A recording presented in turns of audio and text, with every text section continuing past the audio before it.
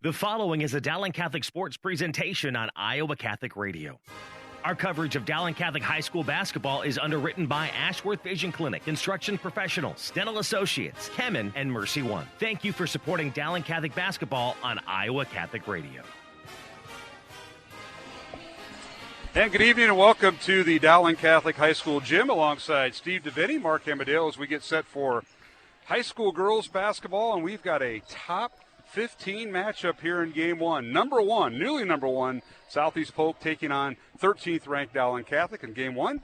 And with all the action, you're listening to us on Iowa Catholic Radio and webcasting at CISN.TV. Alongside my broadcast partner for game one, Steve DeVinny, I'm Mark Amadeo. And how's the Grandview Hall of Famer and Marshalltown Hall of Famer doing today, Mr. DeVinny? Just fine, Mark. Dowling Hall of Famer. Yeah. But, no, it should be another good one tonight. The Maroons haven't been tested the first three games. Relatively easy wins, but facing number one tonight will be a far different story, I'm afraid. Yeah, and this is a Southeast Polk team that has only played one game, and it's been part of that stop-start. And here we are with the COVID environment. Stopping started. Southeast Polk started practices early November for on the girls' side, and then had a stop right after their first game, right during the Thanksgiving break. They played on that Tuesday and defeated Mason City 74-47. Won one game, had a shutdown for a few weeks, and then restarted here within the last week to 10 days. And had a chance to talk to head coach Tracy Daly, and it's been one of those seasons. They haven't had a chance to scrimmage anybody. They've practiced against themselves, and you know how that gets, Steve. And here they are playing their second game. For Dowling, the Maroons have been blessed. They've played three preliminary games, so to speak, non-division games. But tonight it's a Central Conference opener for both teams. There'll be a home and home. Dowling will play at Southeast Polk about a month from today, back at the last Friday in January, from what I saw. So this is part of a home and home this year. Yeah, no, you said last time we were on the air that there's been a change in the format of who the teams are that are grouped together this year, and Dowling and Southeast Polk are in a very, very difficult division, so looking forward to a good contest tonight. Absolutely, and for Southeast Polk, they have not the leading scorer back from last year, their leading scorer back, but she was also led all juniors in the state, and that's Grace Larkins. She's going to the University of South Dakota to play at the next level, 5'11" senior. She's our leading scorer and rebounder, and had a couple block shots in the first game, averaging 21 points. She is a talent, but she has help. Brooke Woodward, a gal who will start in the post, 6 foot junior, and another gal, Brooklyn Daly, the coach's daughter, averaging 11 points. They come off the bench with Stella Carlson, who had double figures. So they have scorers out there. They're not just blessed with one, but they have several that can shoot the ball when you decide to double down. Yeah, no, Grace Larkins has been a contributor now. This is her fourth year, and one of the finer players in the league for the last three. So it's amazing how quickly it goes with these kids, and now she's a senior, and she'll make her mark next year for University of South Dakota. But, very, very talented player. Maroons will really have their hands full tonight trying to contain her. No question about it. And Southeast Polk last year finishing with a record of 19-5. They got beat in the first round by the eventual state champion, the Johnson Dragons.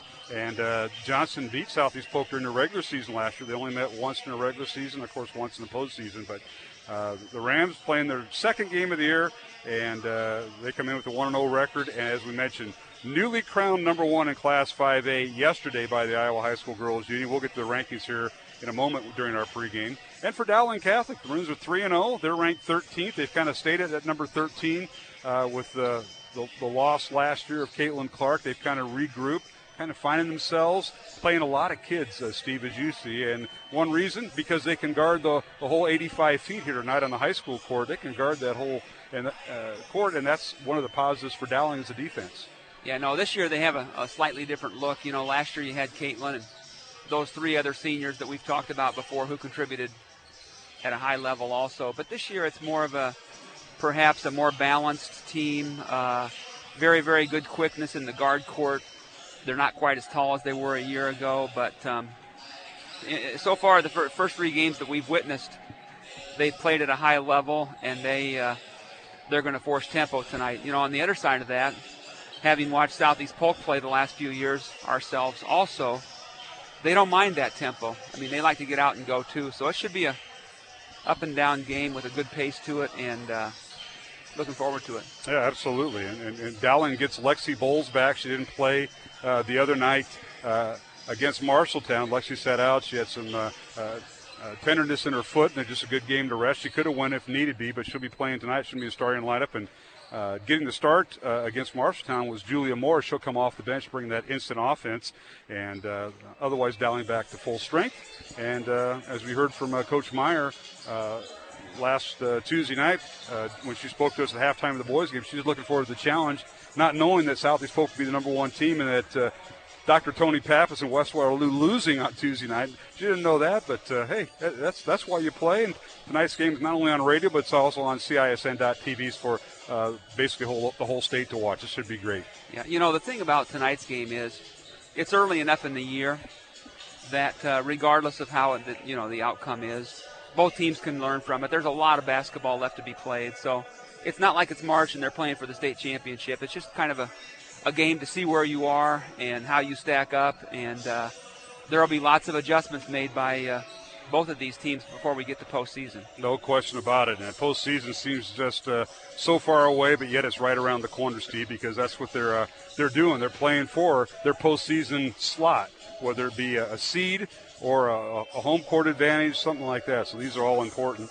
And we want to thank our folks from CISN.TV, Pete Tarpey, and his producer, Randy Nielsen, will be coordinating the game tonight with them. So stay tuned. Our producer is Jeff Pickett on Iowa Catholic Radio. I want to thank our supporters of Iowa Catholic Radio, Ashworth Vision Clinic, Construction Professionals, Dental Associates, Kemen, and Mercy One for being along tonight and all season long here on Iowa Catholic Radio. We'll take a break. On the pregame show, alongside Steve DeVinny, I'm Mark Amadale from the Dowling Gym tonight at Southeast Polk and the Dowling Maroons, and we'll have the girls' game, the girls' starters, coming up in 1 minute here on Iowa Catholic Radio and CISN.TV. Thank you, Construction Professionals, for your support of Dowling Catholic Sports 365. Construction Professionals is a family-owned business dedicated to our customers. Whether designing, building, or renovating, we are here to better serve you. Our passion for quality craftsmanship, paired with our dedication to creativity, result in a home that reflects your personality, style, and family function. Construction Professionals. Design, build, renovate. CPCustomHomes.com. From our family to yours. God bless. Thank you, Dental Associates, for underwriting Dowling Catholic Sports 365. With over 40 years' experience, Dental Associates is a group dental practice with the mission of promoting optimum health and well-being to all patients, providing preventative, restorative, and cosmetic dentistry for the entire family. Message underwritten by Dr. Kenton Gleichman, Dr. Steve Karbaka, Dr. Christine Mulcahy, and Dr. Ben Nagel. Dental Associates, addressing your smile, needs, and dreams. Online at DesMoines-DentalAssociates.com. Iowa Catholic Radio, KWKY Des Moines, K233BT Des Moines, KIHS Adel. Listen online anytime at iowacatholicradio.com or download the Iowa Catholic Radio app.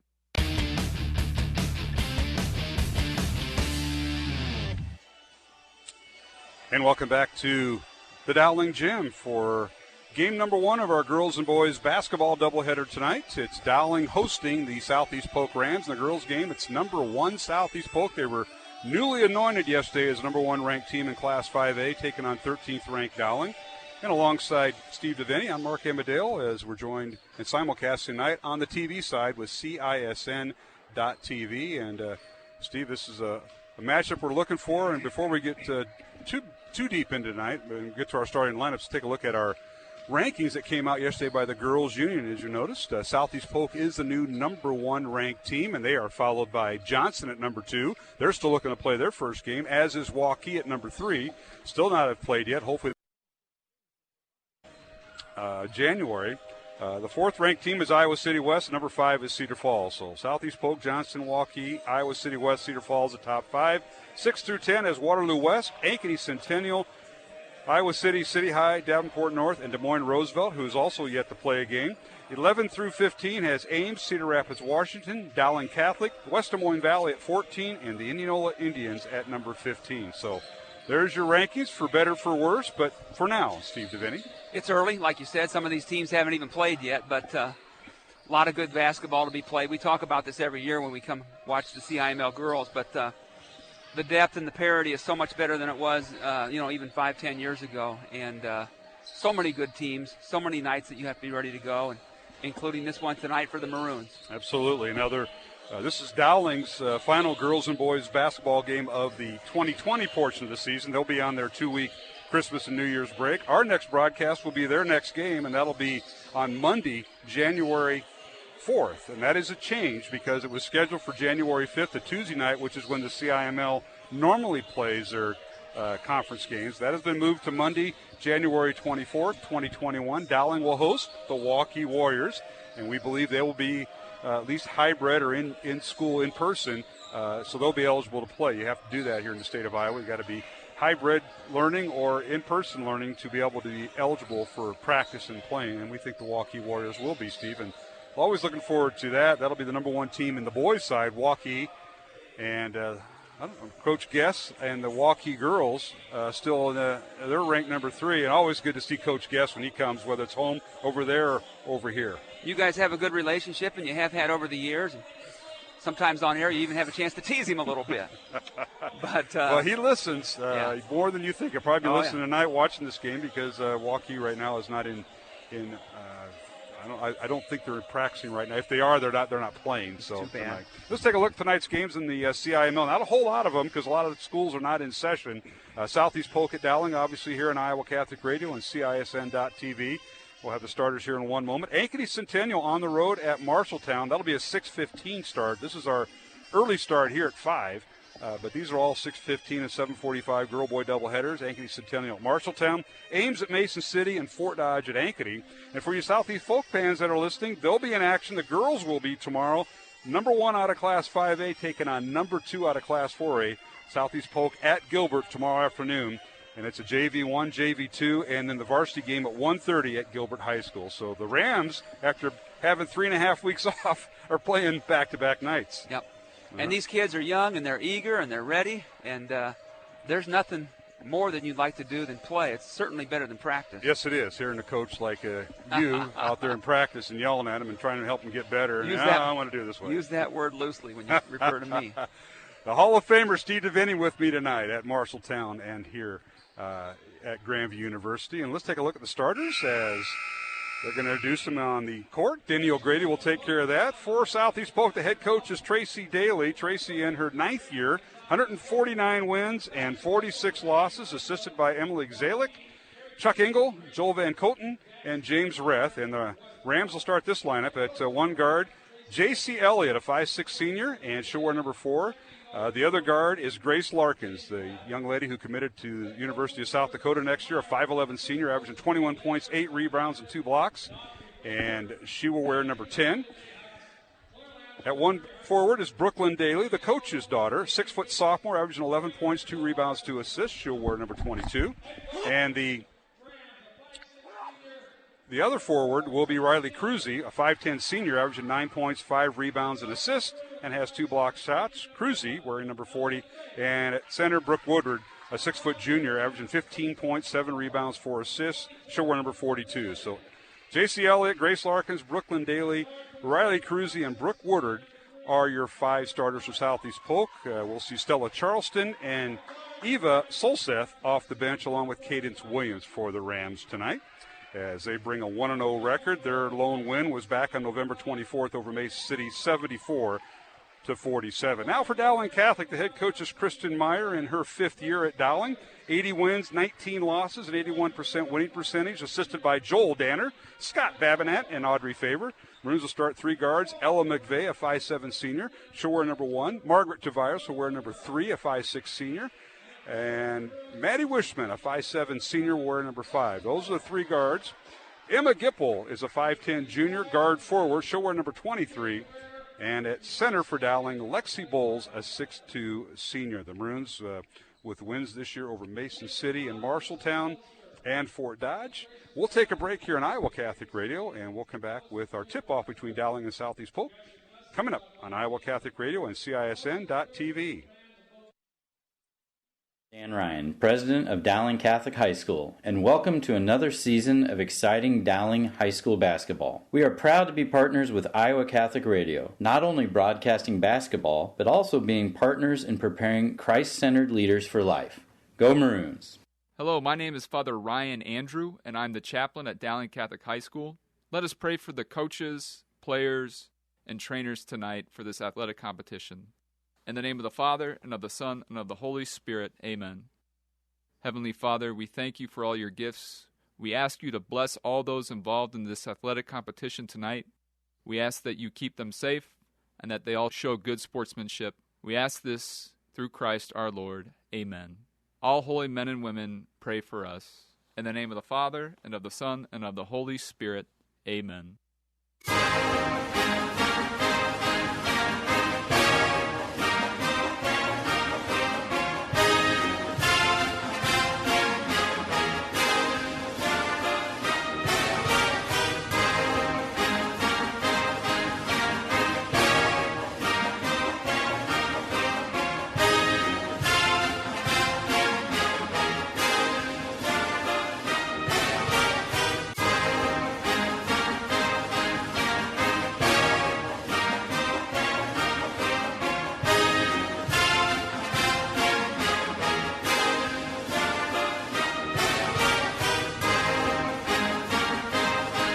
Welcome back to the Dowling Catholic High School Gymnasium here in West Des Moines as we get set for the CIML Central Conference opener. It's Dowling hosting Southeast Polk. And alongside Steve DeVinny, I'm Mark Amadale. As we get set for the contest, Dowling will be wearing their home white uniforms, maroon trim and numbers. They'll be going right to left on your screen and right in front of us, too, on the radio dial, as they'll be heading to the South Basket. And the Southeast Polk Rams in their road black uniforms with gold numbers and trim, and they'll be going left to right towards the South Basket. That'd be your side, Mr. DeVinny. Oh, yeah. South baseline there. So the north baseline there, I'm sorry.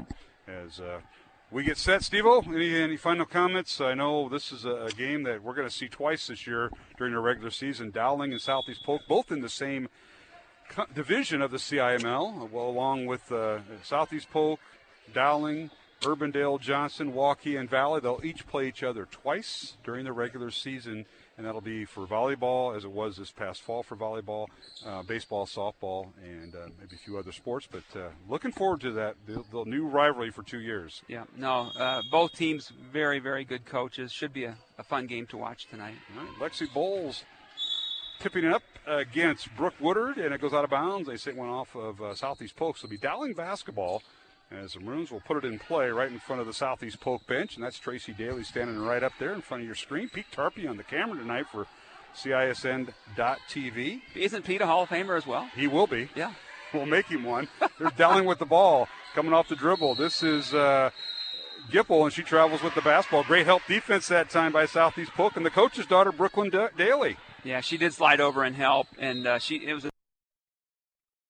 kept what do they say, the principle of verticality, Mark. Yes, as she drug her foot, so Southeast Polk with the basketball. They go left to right, top of the key for three. That's Larkins, and it's no good. Rebound, Ella McVeigh. Nice box out there by Ella. Saw that. One and done are both teams. Here's Dowling with the ball. Lob underneath the Bulls. Her shot with the right hand, no good. And a rebound cleared out of there by the Rams and Grace Larkins. Southeast Polk in transition. This is Cruzy with it. Riley gets it off to Larkins. Gets it over in the corner. Head fake by Elliott. Won't shoot it. Now they get on the baseline to Larkins. Her shot off the glass too strong. Rebound weak side to Dowling and Emma Gipple. And maybe a little bit of nerves here. The Polk girls haven't played for a while. They're excited. Dowling running the court very well. And a shot by Bowles no good. Misses her putback. And the rebound, Cruzy, and the Rams have it. We're going to have to check the baskets, Mark.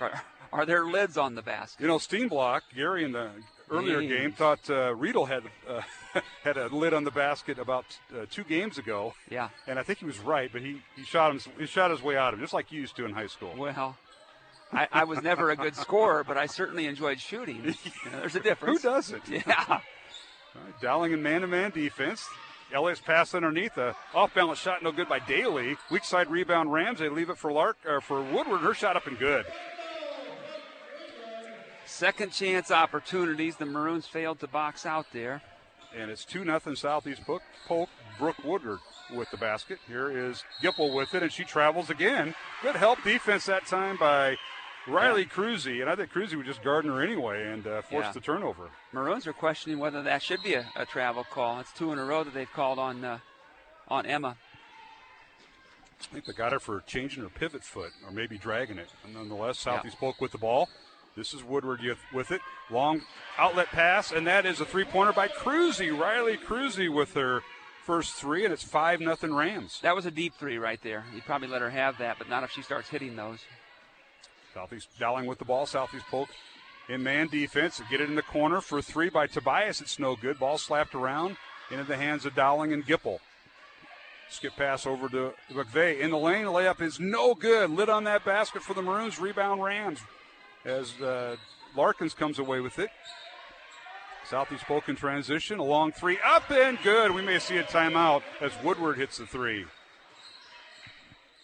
So it's 8-0 Southeast Polk over Dowling with 5:20 remaining. And Dowling gets it underneath.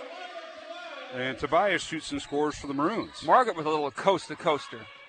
Southeast Polk has always enjoyed shooting that three. A backdoor cut, a layup, no good by Cruzy. Rebound Dowling and Bowles. Outlet pass goes over to Tobias, and she'll bring it up on the right side for Dowling. And now she takes it to the rim, and her shot up and no good with the left hand. Whistle and a foul on J.C. Elliott for Southeast Polk. That'll be the first foul for Southeast Polk and the first of the game here, Steve. Good aggressiveness there by Margaret Tobias again. She'll get two shots at the line. It looks like each team will have their first sub coming into the ball game. Southeast Polk raced out to an 8-0 lead over Dowling. Maroons answered with the basket by Tobias, and now she misses the front end of a two-shot foul as substitutions for the Maroons. We will see number 21, Julia Moore, enter the contest for the first time, and Olivia Bailey, number 25, in for Dowling Catholic as McVeigh and Bowles have a seat. Second free throw is good by Tobias. She goes 1 for 2. She has 3 points, and it's 8-3. Southeast Polk with just under 5 minutes remaining. Ball kicked out of bounds, and they sent one off Larkins. Turnover back over to Dowling here, Yeah, Steve. Grace Larkin is one of the best slashers in the state. Not known, for as good of outside shooting. She's okay at that, but boy, is she good off the dribble. Stella Charleston checks in for Southeast Polk. 5'7" sophomore, wearing number 24. Had 10 points off the bench against Mason City, and she replaces Brooke Woodyard. And now Maroons get it inside. Olivia Bailey. And that is Bailey with the shot. Off a nice assist there by Julia Moore, who had a good baseline drive. Dowling answers back. 8-5 Southeast Polk. 8-0 Rams to start with, and Dowling's outscored them 5-0. Rams with it. Here's Charleston with it. They're swinging on the right side. Now Larkin's trying to post up there and against the shorter defender. Corner three by Solseth is in there, and it's good. Eva Solseth, who checked in, number 34, a 5'9" freshman, shoots and scores from the wing, and it's 11-5 Southeast Polk. Now Dowling attacks the glass. A shot no good by Julia Moore, and a rebound and a foul called. So Solseth commits the foul for the Rams. And we've had quite the pace here in the first quarter with 4:13 remaining. Yeah. Out of bounds to Dowling. 11-5 Southeast Polk with the lead. J.C. Elliott set to check in for Southeast Polk, and for Dowling, Lexi Bowles. And they're saying this is a shooting foul. Let's get our referees involved tonight. Randy Reindl, Eric Hink, and Dax Wiedemeyer are our three-man officiating crew. And they're saying, hey, Julia Moore gets a couple free throws. First one is good.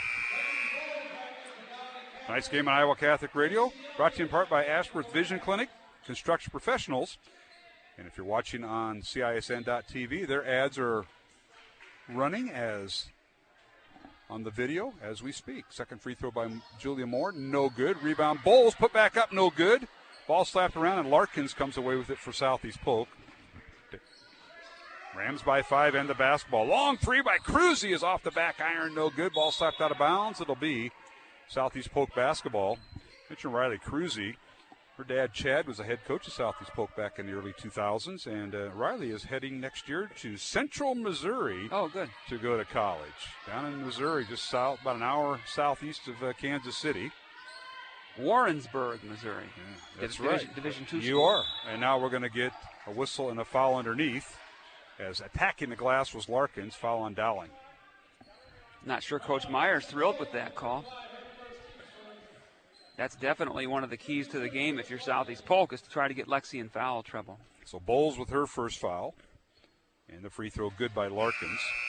Grace Larkins, her first basket, or first points of the night. She's going to be heading to Vermillion, South Dakota, play for the Coyotes. Division I Summit League basketball next year for Grace. Second free throw up, been good.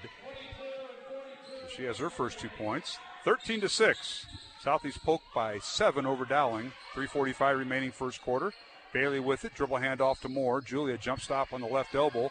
Leaves it for McVeigh. And they have Larkins guarding McVeigh, as she's been quiet tonight.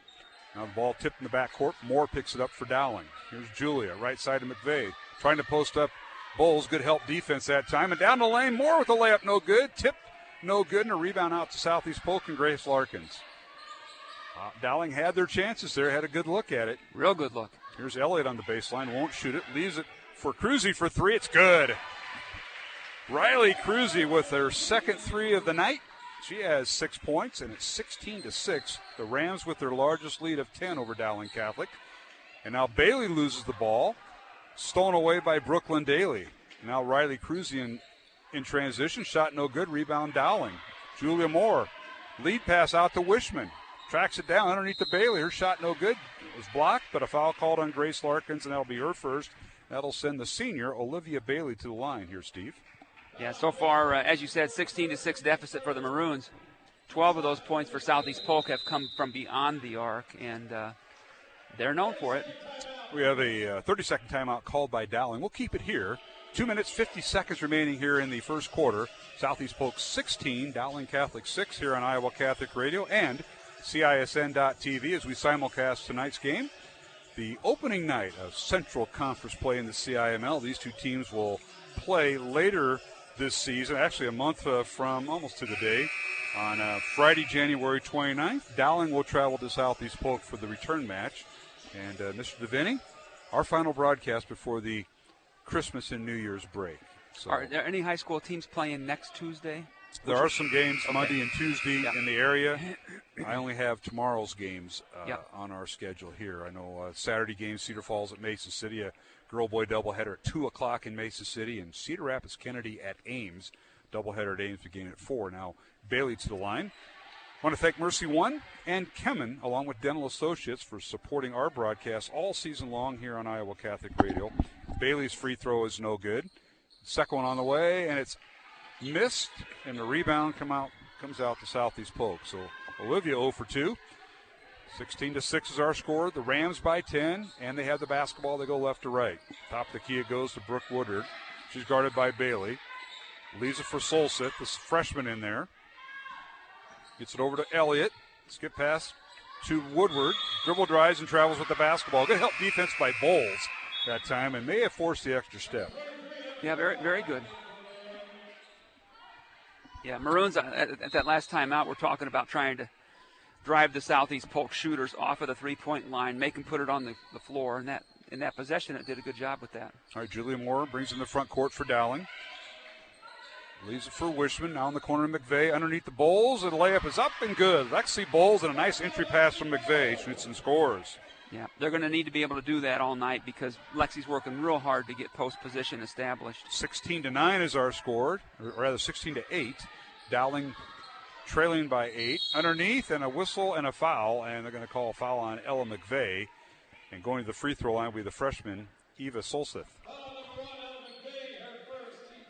And it'll be the second team foul on Dowling on McVeigh, her first. Free throw is coming for Eva Solseth.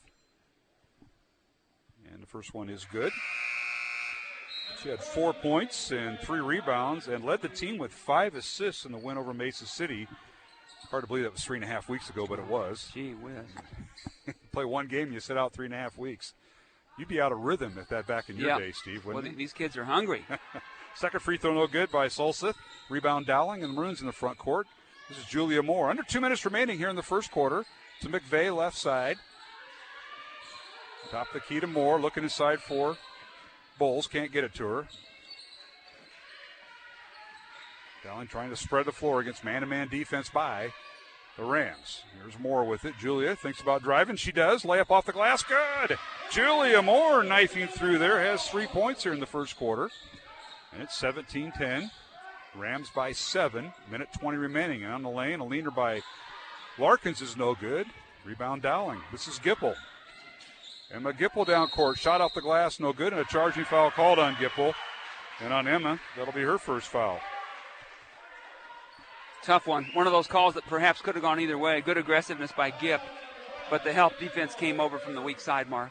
Well, I like how Dowling's attacking the glass, Steve. We got Julia Moore. Gippel's been doing that, but you also got to be aware of what Southeast Polk will do. They'll get back on defense. Yeah. Well, Southeast Polk's they're making such a concerted effort to double team the post with Lexi that you do have some driving lanes available. Rams with it. Minute to play here in the first quarter. 17-10. Southeast Polk, number 1 ranked team in Class 5A as of yesterday, taking on 13th ranked Dowling, and a timeout by Coach Daly. Good defense by the Maroons with 53 seconds. And the Rams will set up for maybe a final shot. This will be a 30-second timeout with the Rams leading by 7.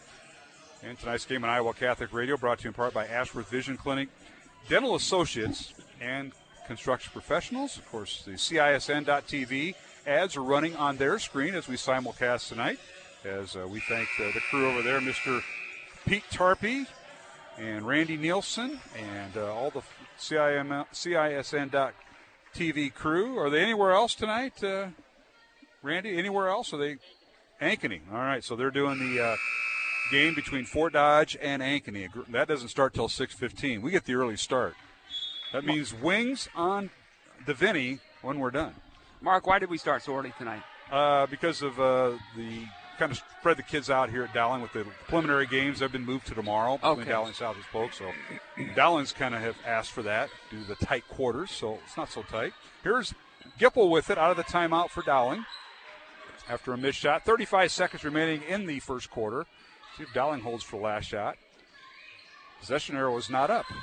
Long three, up, banked and good. The bank is open after 5 for Maddie Wishman. She looked over at the bench with a sly smile on her face, as if to say, I didn't really mean to bank that in. It still counts, I think, Mark. It does. They put it on the board. It counts. It does. And now it's 17-13. Rams by 4 over Dowling. And this is Southeast Polk, little dribble weave. They're going to get to Larkins. You know that. Grace with it, top of the key. Pull-up jumper, right elbow at the horn is no good. And we've come to the end of the first quarter here at the Dowling Gym with the score. Southeast Polk 17, Dowling 13, along with Steve DeVinny. I'm Mark Amadale, and you're listening and watching tonight's game on Iowa Catholic Radio and CISN.TV. Back for the second quarter in one moment. Support for Iowa Catholic Radio and Dowling Catholic Sports is provided in part by Ashworth Vision Clinic. With 2 licensed optometrists, Barbara Sheets, a Dowling graduate, and Dr. Craig Harper, the Ashworth Vision Clinic team provides complete eye exams, contact lenses, glasses, glaucoma testing, and pre- and post-operative care. Ashworth Vision Clinic is located at 60th and Ashworth in West Des Moines. 515-440-4610 or online, ashworthvision.com.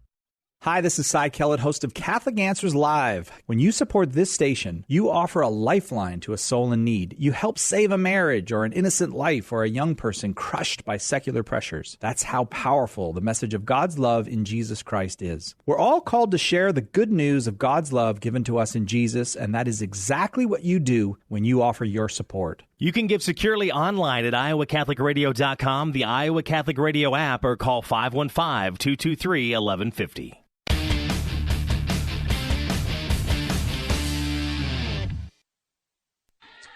And welcome back to the Dowling Gym alongside Steve DeVinny, Mark Amadale here as we start the second quarter in this girls contest. Southeast Polk leading Dowling 17-13.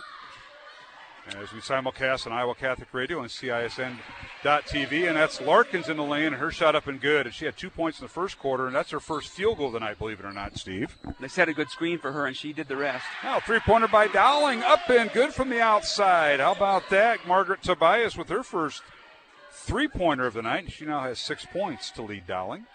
Ever since the Maroons called the quick timeout and they've been out in those three-point shooters better, early on they weren't getting out to the shooters. Now they've made it a better ball game. Now Larkins takes it inside, and she is a triple team and finally throws the ball away. Turnover against Southeast Polk, and McVeigh comes away with it for the Maroons. Maroons running their dribble weave, and now Gippel with it. Can't get a shot off. Lob it inside to Lexi Bowles. Left block, spins with the right hand. Shot up and good. Strong move by Lexi Bowles. Did she ever explode off that left foot? And there's an Audrey Faber post move for you. How about that? There's the assistant coach clapping on the sidelines. Yeah, she went strong to her left hand, which is her strong side, and then went back the other way. Beautiful move. Bowles with 4 points, and it's a 1-point Southeast Polk lead, 19-18. 6:40 remaining here in the second quarter from the Dowling gym. And now underneath, a layup up and good by J.C. Elliott. Doesn't score very often, but when she does, it still counts. Looked like she might have walked there. That's what the Maroons were calling for. Yeah, got a little baby step in there on the layup. Dowling with the ball. Here's Gipple. Backdoor feed to McVeigh, and it's stolen away by Larkins. And here comes Southeast Polk with the ball in transition. Larkins cut off, kicks it back out. Faking the three is Solseth. And they work it over in the corner. This is Woodward for three, and it's no good. Weak side rebound to put back up, and no good. That was J.C. Elliott coming out of nowhere. And rebound Dowling. Lob pass down to Bowles, and it's tipped out of bounds off of Bowles as she was converged on with Brooklyn Daly. Out of bounds as both teams trade possessions. Dowling was 2 of 4 at the free throw line in that first quarter. And Southeast Polk was 3 of 4 at the free throw line in the first quarter as the Rams jumped out to a 17-13 lead. And now a little full court pressure by the Maroons as they'll let Woodyard bring it up court. Dowling stays man-to-man, 21-18. Southeast Polk by 3, and the basketball. Now a nice back cut, layup no good by Daly. Fight for the rebound, a loose ball foul called on the coach's daughter, Brooklyn Daly, the 6-foot sophomore. Yeah, one of those, the missed shot led to the frustration and then got the foul. Her older brother, is Jackson, the quarterback on that outstanding football team for Southeast Polk. He's got Michigan and Iowa State looking at him. They had a good year. My goodness. They didn't play maybe up to their potential in that championship game against Ankeny, but what a year leading up to that. Yes, it was. It's fun to see 2 CIML teams in the championship of 4A football. Now Dowling with the ball, backdoor cut, and a layup up and good by Gipple. And that was set up nicely by Dowling's Maddie Wishman with the assist. I think Maddie double dribbled, if you want to know the truth. Well, we didn't ask you, Steve, and you're not calling. You don't have the whistle in your mouth anymore. I don't. 42. And that's a shot by Woodward. Woodyard is up and good, and she's got 7 first-half points for the Rams, 23-20. Here's Moore the other way, and a shot off the glass good as Stella Charleston let Julia Moore free. Yeah, good aggressive move there off the dribble by Julia for the second time tonight. Moore with her 5th point, 23-22, and now we've got a foul jump on Julia. That underneath official called the foul on Julia Moore and out of bounds to the Rams. Julia Moore was anticipating the spin dribble by Larkins, and she was there, but she would have helped herself by falling backwards, and she really didn't do that. So Tobias and Gipple will check out for Dowling. Faye is back in, and so is Olivia Bailey. For the Rams, J.C. Elliott checking out. And checking in is Cadence Williams. Now we got a whistle and a reach-in foul on Bailey. So Olivia will pick up the foul. That'll be her first. 15 foul on Dowling, 4 on Southeast Polk here, Steve, with 4:43 remaining in the second quarter. Rams by 1, and they have the basketball. We figured this would be a good game, and it has been. Southeast Polk jumped out to a 8-0 lead, and they led by 10 in that first quarter, but Maroons have closed in. A long three by Cadence Williams is no good. Rebound Bowles. And she's battling in there, and we've got a jump ball, and I think looks like the Maroons will retain possession. Yes, they will, but I think Coach wanted a reach-in foul. Yep. But nonetheless, it'll be Dowling possession. With 4.5 minutes remaining, they're going to try to get Gipple in. Nope. As inbound of the ball, and Dowling will run their offense. They'll run a 1-4 set out of the man-to-man defense by Southeast Polk. McVeigh and Julia Moore play catch in the perimeter, as does Maddie Wishman. Bowles in the paint, in the post. Now Moore with the left-handed layup. Good from the right side. Bowles and Olivia Bailey are the two in the paint for Dowling. And Julia Moore with 7 points in the first quarter. Now a steal by Dowling and Maddie Wishman. Outlet pass to Julia Moore. She tries to get underneath to Bowles, and it's out of bounds to Southeast Polk on the dribble entry. Yeah. Unfortunately, Julia just didn't create quite the proper passing angle. and a little bit too much vertical. And Emma Gipple back in the Dowling lineup. She replaces Olivia Bailey. Rams in the front court as Larkins back in. Dribble handoff goes to Cruzy. Riley with the dribble handoff to Woodyard. And now a near steal by Moore. And with it is Larkins. A pull-up jumper mid-range. Off the rim, no good. Rebound Gipple. Dowling with their first lead, 24-23 over Southeast Polk. 3.5 minutes remaining. Second quarter. In the corner. This is Wishman. Lobs in the Bulls, and it's stolen away by Southeast Polk as Bulls couldn't handle the pass. Rams in transition. This is Cadence Williams. Both teams have sisters playing. Cadence's younger sister, Ashlyn, is a freshman. And now tough jumper in the lane by Cruzy is good.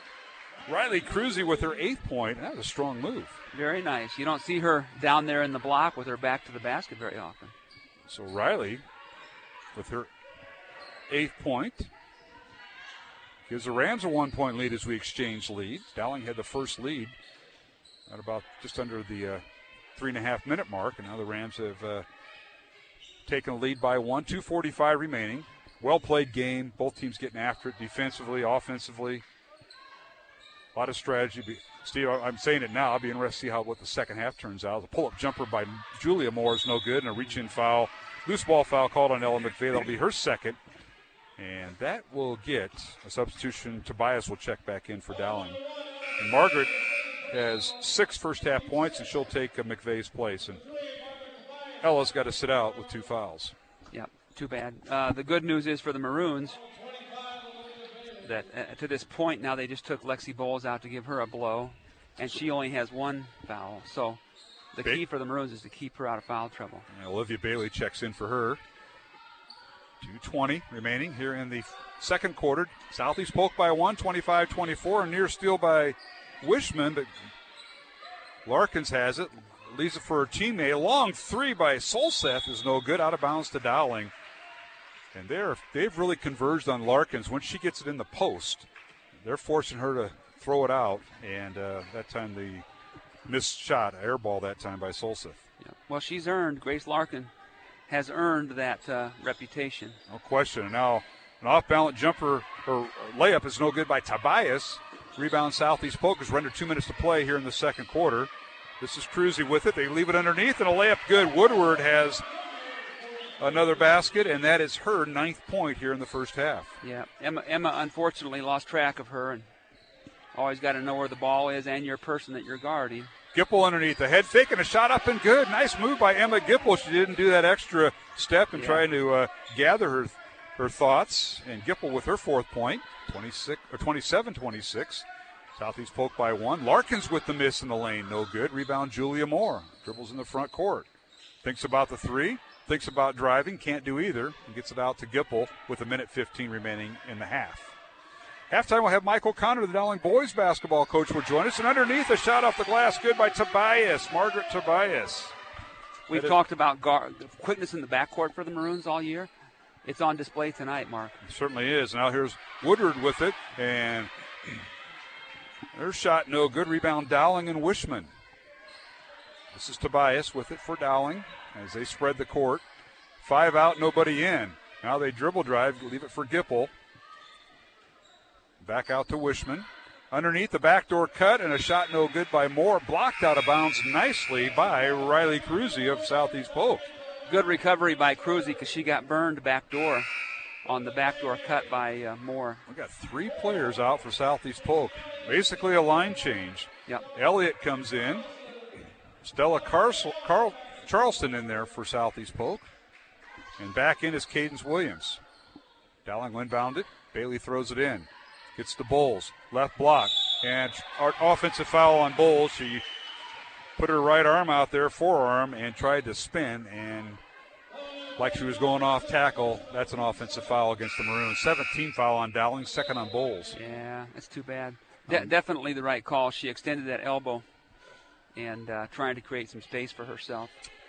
Randy Reindl, Eric Hink, and Dax Wiedemeyer are 3 officials tonight doing a solid job, and they do a good enough job. We'll keep for the boys game. But traveling on Southeast Polk. So it'll be Dowling basketball with 28 seconds remaining in the half. Dowling by 1 now, 28-27. Let's see if the Maroons will hold for the final shot. Wouldn't be surprised if they do here with a 1-point lead, but if they have a good opportunity, they'll probably take it. All right, in the lane with the drive is Tobias. Can't get a shot up. She kicks it back out, so Maroons will reset. Here's Gipple to McVeigh. Dribble handoff goes to Tobias. Margaret on the right side. Now is double teamed and a reach-in foul on Southeast Polk. They're going to get Cadence Williams with the foul, and that'll be her first. Williams, a 5'6" senior. And Gipple will throw it in. 8.8 seconds remaining in the half. Again, at halftime, we will have Michael Connor, the Dowling boys coach, previewing the boys game. McVeigh in the lane on the inbounds play. Her shot up and no good, but she drew the foul with 6 seconds remaining on Southeast Polk. Was that on Charleston? Stella Charleston, the sophomore, with her first foul. Yep. Team foul number 6 on Southeast Polk. Dowling with 17 fouls, and free throws coming for Ella McVeigh, looking for her first points of the night. First one up and good. Tonight's game on Iowa Catholic Radio brought to you in part by Mercy One, Kemen, and Construction Professionals on CISN.TV. Their ads are running as they stream the game tonight. CISN.TV and Iowa Catholic Radio simulcasting. Second free throw by Dowling's Ella McVeigh is no good. And the rebound cleared out of there by Southeast Polk. Chance for the last shot with 3 seconds remaining. And a long half-court shot is no good by Brooklyn Daly. And we go to the half with Dowling with a 2-point lead. That might be their biggest lead of the night, Steve. 29-27, the Maroons lead number 1 Southeast Polk here at halftime. So we will take a break. You want to comment in before Coach O'Connor joins us here? There's nothing you really can say when Coach OC shows up. You just need to get off the radio, give him a chance to be heard. Yeah, but then he starts talking about Dubuque, and then we start going south, you know. Listen. There's a statue up there of him, I'm told. No, it's of his dad, John. Oh, that's right. Yeah. OC's aspiring to be John O'Connor, but he's not quite there yet. Well said. All right, we'll take a break on that note.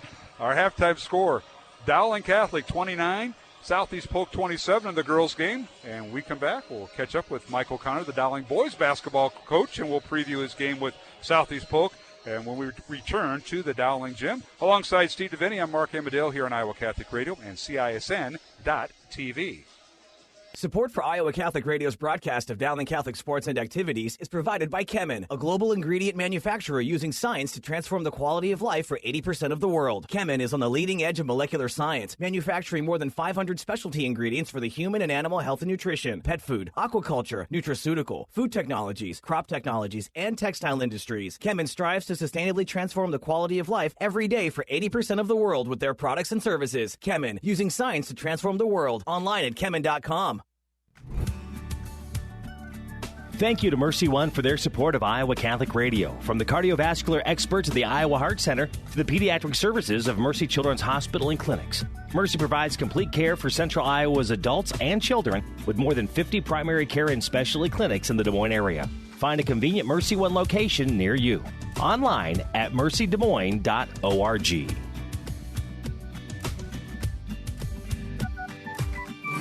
Iowa Catholic Radio, KWKY Des Moines, K233BT Des Moines, KIHS Adel. Listen online anytime at iowacatholicradio.com or download the Iowa Catholic Radio app.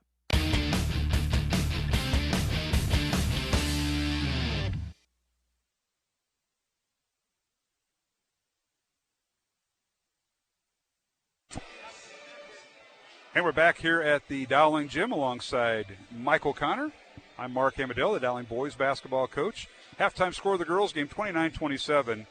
Dowling with the lead. OC, big game tonight. The Central Conference opener. Did you ever thought we'd get to that point in the season? We have a Central Conference opener. And by the way, welcome. And welcome to your new conference now. Let's see, Waukee twice, Valley hopefully twice this year, Southeast Polk twice, and then, Johnson and Urbandale twice. That's your new Central Conference. Yeah, that's glad we have a 2-week break after tonight. The schedule really cranks up starting tonight into January. But yeah, the league's loaded, and I would argue that there's 6 really good teams in there, and taking us out of it, there's probably 4 teams that are perennial top 10 teams. So I got to get my mask up because we're on TV, so we got to do the mask thing here, Coach. Yeah. That's better from the radio. It is, yes. Yeah, it's good to be back. Every game's a blessing, so to speak. I'm still kind of waiting for every game day someone to call and say, hey, they had an outbreak or can't play tonight. And luckily enough that we're 2 for 2 so far and hopefully be 3 for 3 here in the next hour or so. Well, Southeast Polk, you had like a 6-game winning streak against them last year, and they came and right before tournaments beat you here at the Dowling Gym. And I know Coach pretty happy about that. Coach Jenkins done a great job at Southeast Polk. First winning season since BJ left about 10 years ago. And Alan Jenkins has done a great job, and you've got quite the matchup. Some of these kids are very familiar. I think 4 of their 5 starters that started against you last year are back. Yeah, they're a really good team. They beat us up pretty good last year. It was hard watching that film, getting ready for tonight. But we got several of our guys back too, and we're certainly hoping that we can be a little bit more efficient and a little bit more enthusiastic than maybe we were last year in that game. We looked really tired, and it was the last game of the year, and we kind of looked like we're ready for postseason, and it's quite the different scenario now. And given all that we've gone through, I hope we can show a little bit more gratitude and humility when we play and treat the game the right way and play a little bit harder. Well, Coach, for Dowling tonight, a little bit of a lineup change. You got a new starter, Jack Gregory, who's played very well off the bench. And I was telling Steen when he was helping me out the last few games, you take either Mikey Chase or Sam Hughes out, and guess who comes in? Gregory. You replace 6'1" or 6'2" with a 6'10", and Jack gets the start, so it'll be him and Riggs in the post, I'm guessing. Yep, and honestly, Mikey's the guy we took out. He's had a difficulty kind of getting into a flow of the game because he's had some fouls in our first 2 games, but otherwise, Mikey didn't really do anything negative to be taken out. We really wanted to set ourselves up better for a cleaner, more organized approach to our rotations so that we could play Jalen and Jack both at the 4, and unfortunately, that's not going to work out tonight with Jalen being out with an ankle injury. So we'll adjust. We've played small this year, and we like that, and we may have to do some more of that. And if not, we can go big and bring Lench in or Adam Bialzik in. So we still feel pretty good about what we can bring off the bench. Matt Riedel and Ryan Riggs kind of been your scorers, and Riedel's taken that spot that Stillwell had last couple years, and he's really responded well, although Steen was threatening to leave the announcer's table and take the lid off the basket in Game 1 over Mason City on Saturday afternoon, but Matt figured out a way to get through that. But he's had a tremendous start this year. He has. The big difference between Game 1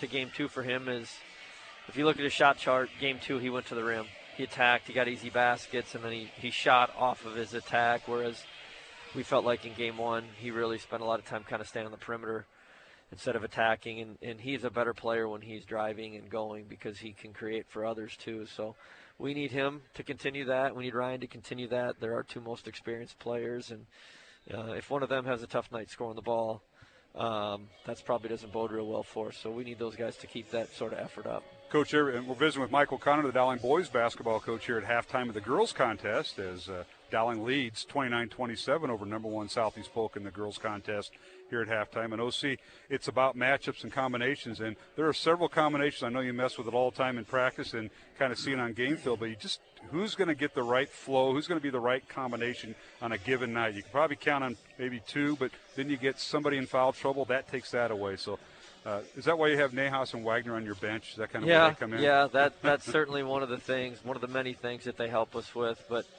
yeah, we talk about those things the night before every game, kind of, okay, who we starting, who's the first sub, who's the second sub, if we get in foul trouble, who do we go to? And to be honest, some of those questions we don't have clear answers to yet because we still only have had like 15 practices and 2 games. So it's still a little bit murky right now. Normally at this point you've played 4 or 5 games, you've had 25 to 28 practices.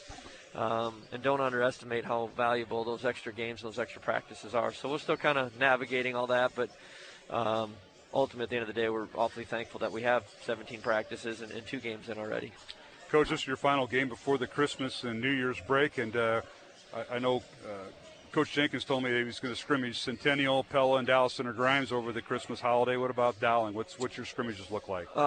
We will start practice again on the 26th. We'll practice the 26th, 27th, 28th. We'll scrimmage Indy Knoll on the 29th. Practice the 30th, and we'll scrimmage Norwalk on the 31st.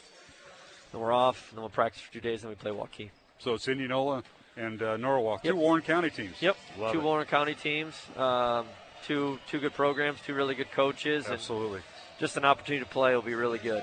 Breaks up the break. It certainly does. Well, Mike, we appreciate all your work you do here. Folks don't know, Mike's also the assistant athletic director, helps us out with every football game, home and away. Appreciate all the work that you do. And everybody back in the athletic office at Dow. I know Mary Pick's retired, and we have a new gal, Colleen Webb, who I met tonight in person, Yep. and doing a super job. We want to thank you for all you've done, and obviously Merry Christmas, Happy New Year to your family and all you've done for Dowling, and all you continue to do. Well, thank you, Mark, and Merry Christmas to you and your family and all the listeners out there. Very thankful that we've gotten this far with all the athletics that we have. 3 months ago, none of us knew, and that's right. And here we are. We've been very lucky that we've been able to get as far as we can with minimal issues outside of our summer issues. So very thankful for that. All right, Mike. Thank you, and best of luck tonight against Thanks. Southeast Polk. Appreciate it. Mike O'Connor, my guest here at halftime, the Dowling boys basketball coach, and there'll be game 2 tonight on Iowa Catholic Radio and CISN, Dowling and Southeast Polk in the boys contest. But again, halftime of the girls game, it's number 13 Dowling leading number 1 Southeast Polk 29-27. Steve DeVindy will join me for the second half. We'll take a break and come back here on Iowa Catholic Radio and CISN.TV. Support for Iowa Catholic Radio and Dowling Catholic Sports is provided in part by Ashworth Vision Clinic. With 2 licensed optometrists, Barbara Sheets, a Dowling graduate, and Dr. Craig Harper, the Ashworth Vision Clinic team provides complete eye exams, contact lenses, glasses, glaucoma testing, and pre- and post-operative care. Ashworth Vision Clinic is located at 60th and Ashworth in West Des Moines. 515-440-4610 or online, ashworthvision.com. This is Dr. David Anders, host of Call to Communion. Catholic Radio is the best tool we have for evangelization in the church today. I believe your support of your Catholic radio station can make an eternal difference in the life of an individual, a family, and in society. So support Catholic Radio. Would you consider a $30 a month donation? Your support keeps Iowa Catholic Radio on the air, connecting people to Christ. You can give securely online at iowacatholicradio.com, the Iowa Catholic Radio app, or call 515-223-1150.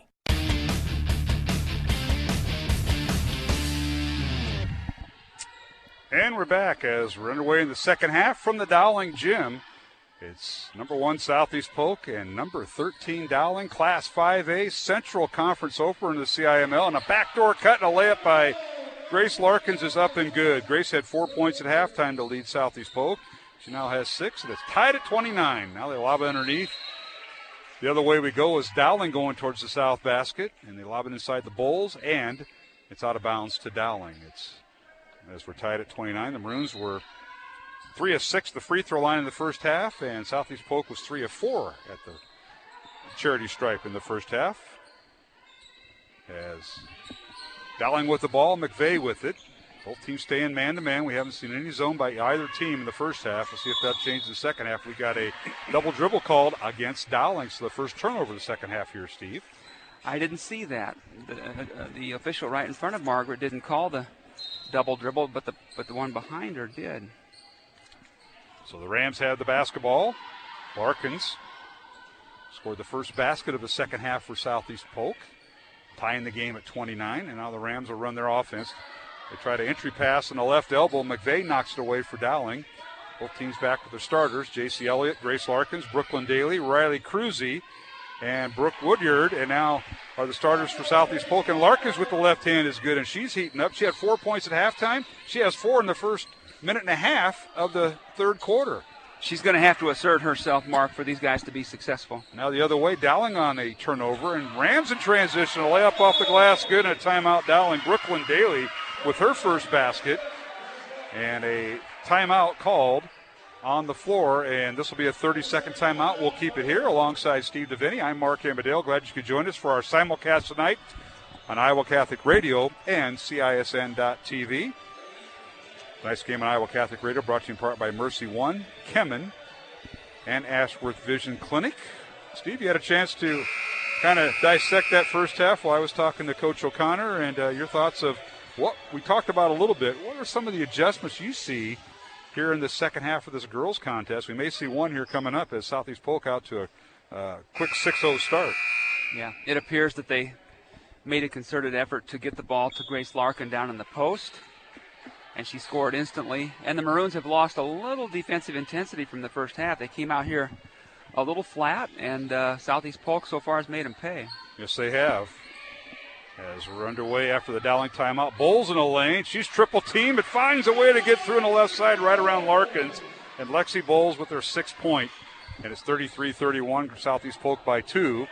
And now underneath, and Larkins has a shot blocked by Bowles after Lexi fell down on Larkins' cut through the lane. And Larkins saying, hey, I'm wide open. Lexi recovered and swatted out of bounds. After a near broken ankle from Lexi off that dribble penetration from Larkins. But you're right. She got back up and hustled and saved the layup there with a block shot. Rams inbound the ball. This is Daly with it. Now they're working underneath to Elliott. Her shot is no good, but she's fouled, and she'll get 2 free throws. I think that'll be Wishman, right? Number 5? Yep, Maddie with her first foul. And first team foul on Dowling here in the second half with 6:10 remaining here in the third quarter. Southeast Polk 33, Dowling Catholic 31. We had an early start, so for you folks that are tuning in to Catholic Answers and earlier with Al Cresta, we interrupt programming here on Iowa Catholic Radio as the free throw is no good. The first of 2 free throws for J.C. Elliott, who has 2 points tonight. This game started at 5 o'clock for the girls' game. The boys' game will start approximately 6:30. Second free throw is good by Elliott. She has 3 points. Rams were led at halftime by Brooke Woodyard with 9 points. Riley Cruzy with 8. Larkins with 4 at halftime. She now has 8. Long three for Dowling, in and out, no good by Maddie Wishman. The rebound comes out to Grace Larkins. Here's Southeast Polk in transition. They look inside to Larkins, can't get it to her. Now a backdoor cut. Underneath is Woodyard.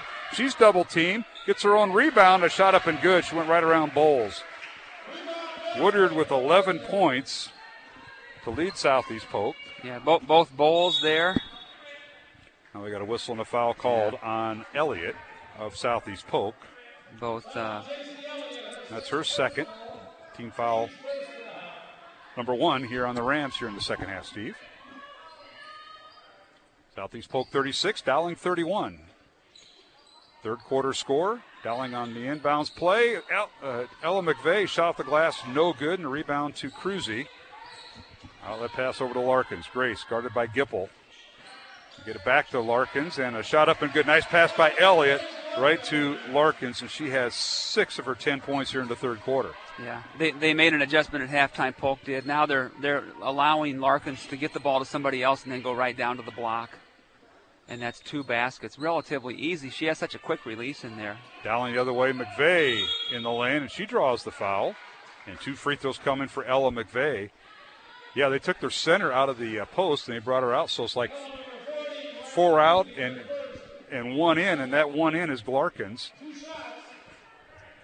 It's a foul on Southeast Polk. I didn't catch the number here, Steve. It was number 40, I believe. Cruzy. Yep, that's her first. 38-31, Southeast Polk by 7. Rams jumped out to a 10-point lead in the first quarter, and Dowling took a 2-point lead at halftime. McVeigh's free throw is good. She now has 2 points. Maroons were led in the first half by Margaret Tobias with 8 points. Julia Moore off the bench with 7 points. 4 points for Emma Gipple. 4 points for Lexi Bowles at halftime. Second free throw by McVeigh is no good. Rebound Southeast Polk. 3 points for Maddie Wishman at halftime. 2 points for Olivia Bailey off the bench at halftime. It's 38-32. Rams by 6. In the front court is Woodard. Work the left side. Now they get it top the key with Daly with it. Brooklyn leaves it for Larkins. A head fake. Gets it in the corner to Cruzy. Now out to Bailey for 3. It's no good. Larkins a weak side rebound and a pushing foul called on McVeigh, and that'll be her third. Yep. And Ella. She's frustrated, Ella is. She'll be replaced by Julia Moore, who gave Dowling a spark off the bench in that first half. Had 7 first-half points, and she'll have to come off the bench here in the second half for McVeigh on the substitution. Here's Cruzy with it to Larkins. Larkins now guarded by Bowles. Now they lob it inside. This is Woodyard.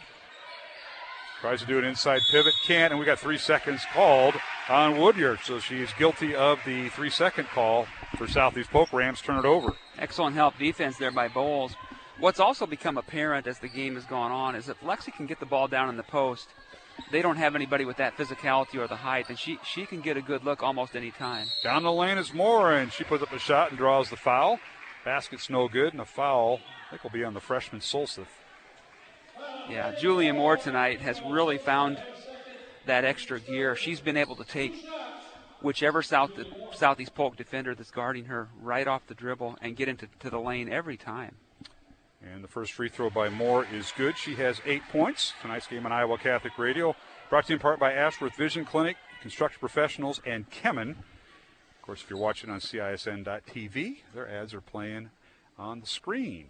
And the second free throw is good by Moore. She has 9 points to lead Dowling. It's Julia Moore, her twin sister. Sarah has not played yet. Southeast Polk, a sister combination. Cadence Williams, senior, comes off the bench.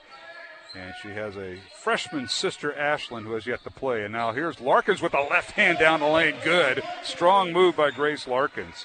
She's heating up like you would expect her to. 12 points in the contest for Larkins. 40-34. Rams by 6. Underneath Bowles. Spins in the lane. Layup is good off the glass. She went right around Woodyard. Yeah, if she gets the ball down that low, she's a handful to stop. 8 points for Lexi Bowles. She walked. And now traveling on the dribble on the right side by Brooklyn Daly, the coach's daughter, the young sophomore with the travel.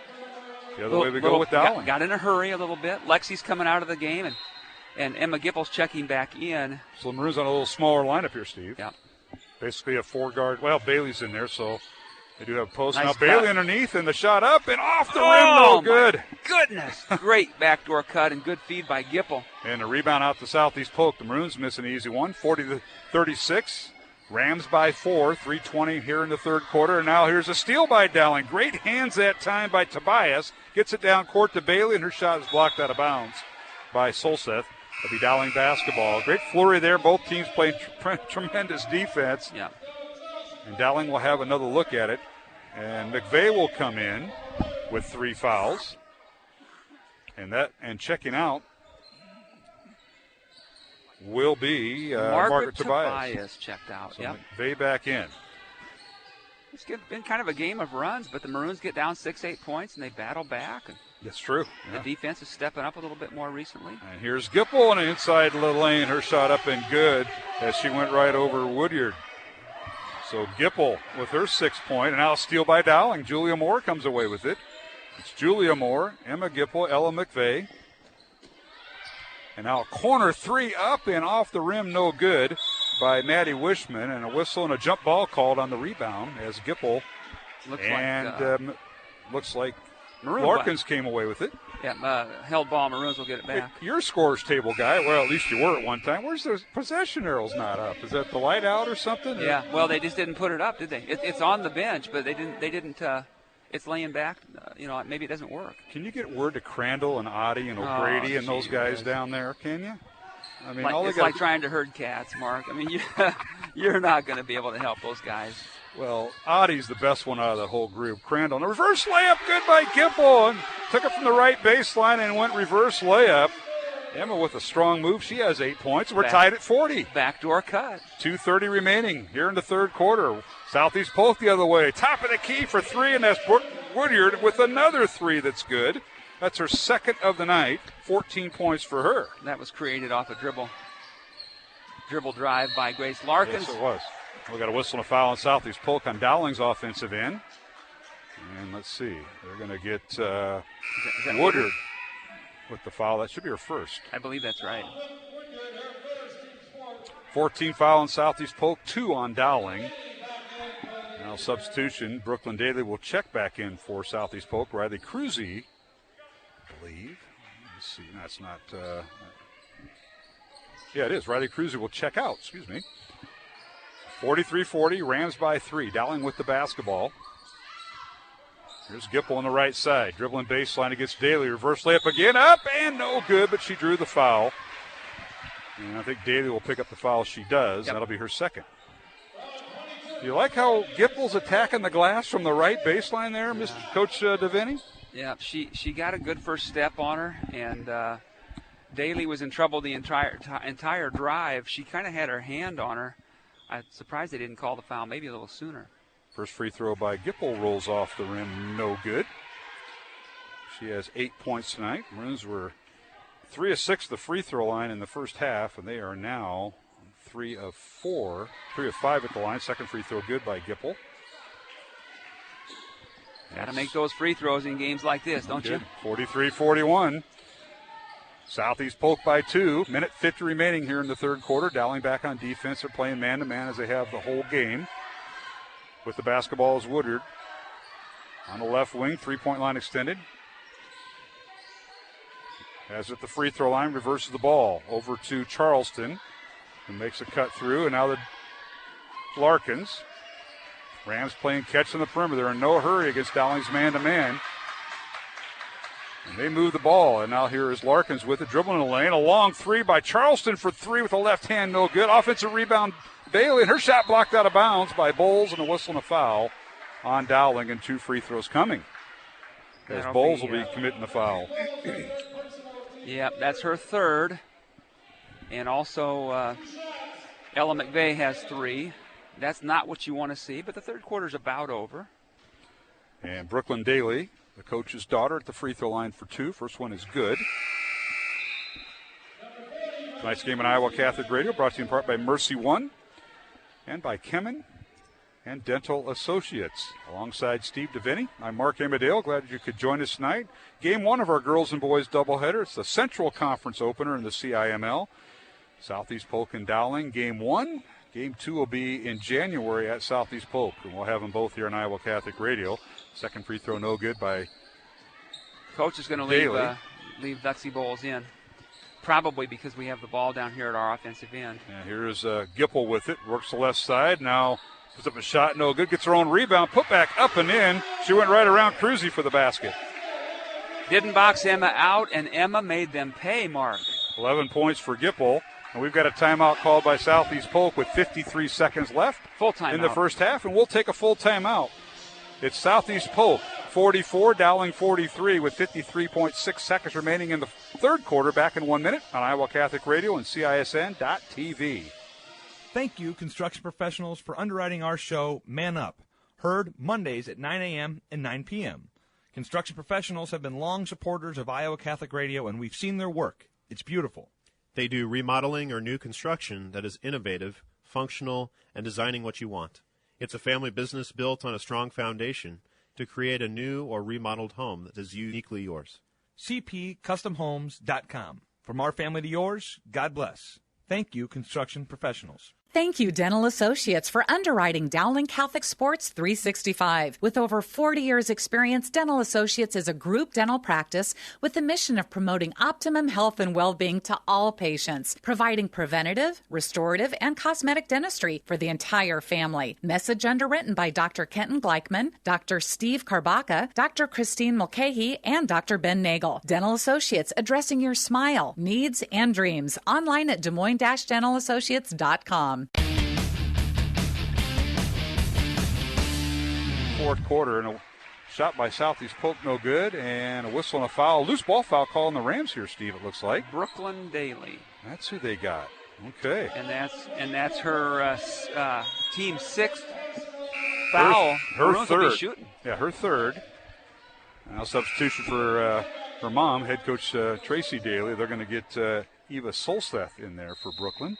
Just an aggressive play. I mean, it wasn't a bad play. It was a hustle play, but off a missed shot. Yep, she was a little bit too physical, I guess. Right, Dowling will have the basketball. 35 seconds remaining in the fourth quarter. Rams by 1, 44-43. Exciting game in game 1. Bowles dribbles down, left block, shot off the glass, good. Lexi Bowles with her 10th point now in double figures. And Dowling with a 1-point lead.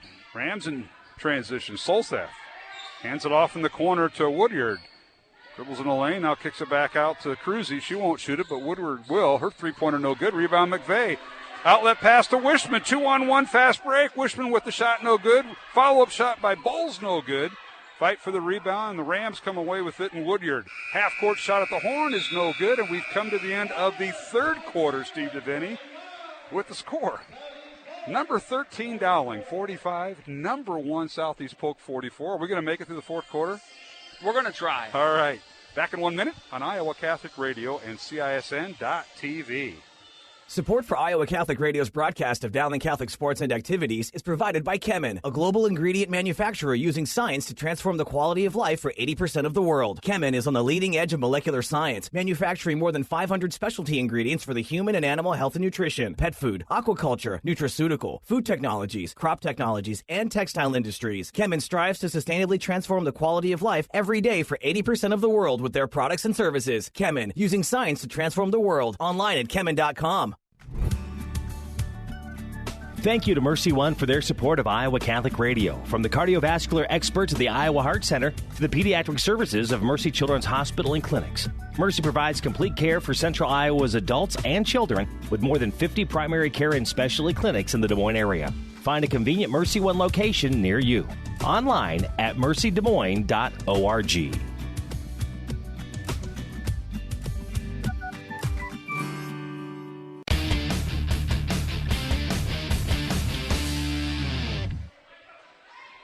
And we're back here at the Dowling Gym, fourth quarter in game one of our doubleheader between Dowling and Southeast Polk. Opening night of Central Conference play in the CIML. Dowling girls with a record of 3-0 in non-division play, and Southeast Polk the record of 1-0. Now Bowles with the block shot as Elliott launches a shot in the lane. It's no good. Dowling with the rebound, and Bowles comes away with it. Wow. Big-time shot block. Certainly was. And she kept it in play, kept it in the court, went and got it herself. And now the Maroons in the front court, and a shot off the glass too strong, no good by the Maroons. Maddie Wishman, the rebound out to Southeast Polk. I think she had a good look, but she just kind of hurried the shot. Yeah, good backdoor cuts by the Maroons here. You got to keep Bowles and McVeigh from picking up their fourth here. There's early. Larkins in the lane, has her shot blocked, gets it right back as Bowles gets another block, but Larkins gets the basket on the second chance. She has 14 points. And now a three-pointer up and good. McVeigh with the three, and that's her first field goal of the night. And we've got a timeout called by Southeast Polk, I believe. Full timeout, and we'll take one ourselves. 7:04 remaining fourth quarter, and it's Dowling 48, Southeast Polk 46 from the Dowling Gym here on Iowa Catholic Radio and CISN.TV. Support for Iowa Catholic Radio and Dowling Catholic Sports is provided in part by Ashworth Vision Clinic. With 2 licensed optometrists, Barbara Sheets, a Dowling graduate, and Dr. Craig Harper, the Ashworth Vision Clinic team provides complete eye exams, contact lenses, glasses, glaucoma testing, and pre- and post-operative care. Ashworth Vision Clinic is located at 60th and Ashworth in West Des Moines. 515-440-4610 or online, ashworthvision.com. Hi, everybody. Dr. Ray here from The Doctor Is In. Did I explain to you my Amway theory? Very simple. You give to this station, you support Catholic Radio, and you get a percentage credit of all the lives that are changed. This is true. I've been at this business a long time. I'll tell you, if you only knew the amount of people whose lives have been changed by Catholic Radio. So, you support this station. It would be hard to find something where your support goes as far as it does. You can give securely online at iowacatholicradio.com, the Iowa Catholic Radio app, or call 515-223-1150.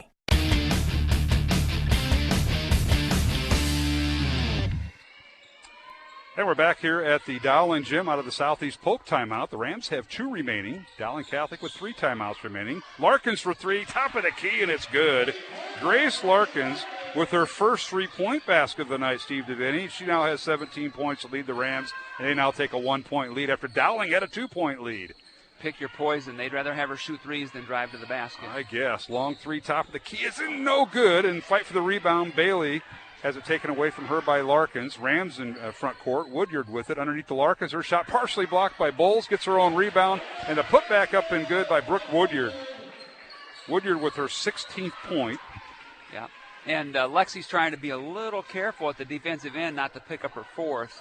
Yeah, she could have been a little bit more aggressive there on D. 3 fouls for Bowles. And Daly with 3 fouls for Southeast Polk. So both teams have a couple. And McVeigh with 3 fouls. So Dowling with 2 in foul trouble. Long 3 is up and no good by the Maroons. That was Maddie Wishman. Looked like Margaret maybe. Tobias with the miss. Yep. Now backdoor cut by Southeast Polk. A shot up and no good by Woodyard, and she's fouled. And free throws coming for Southeast Polk, and a foul on Dowling. I think it's on Bailey. Olivia picks up her second. And 14th foul on Dowling. Rams with 16 fouls here in the fourth quarter with 5:48 remaining. Rams by 3, and free throws coming for Brooke Woodyard.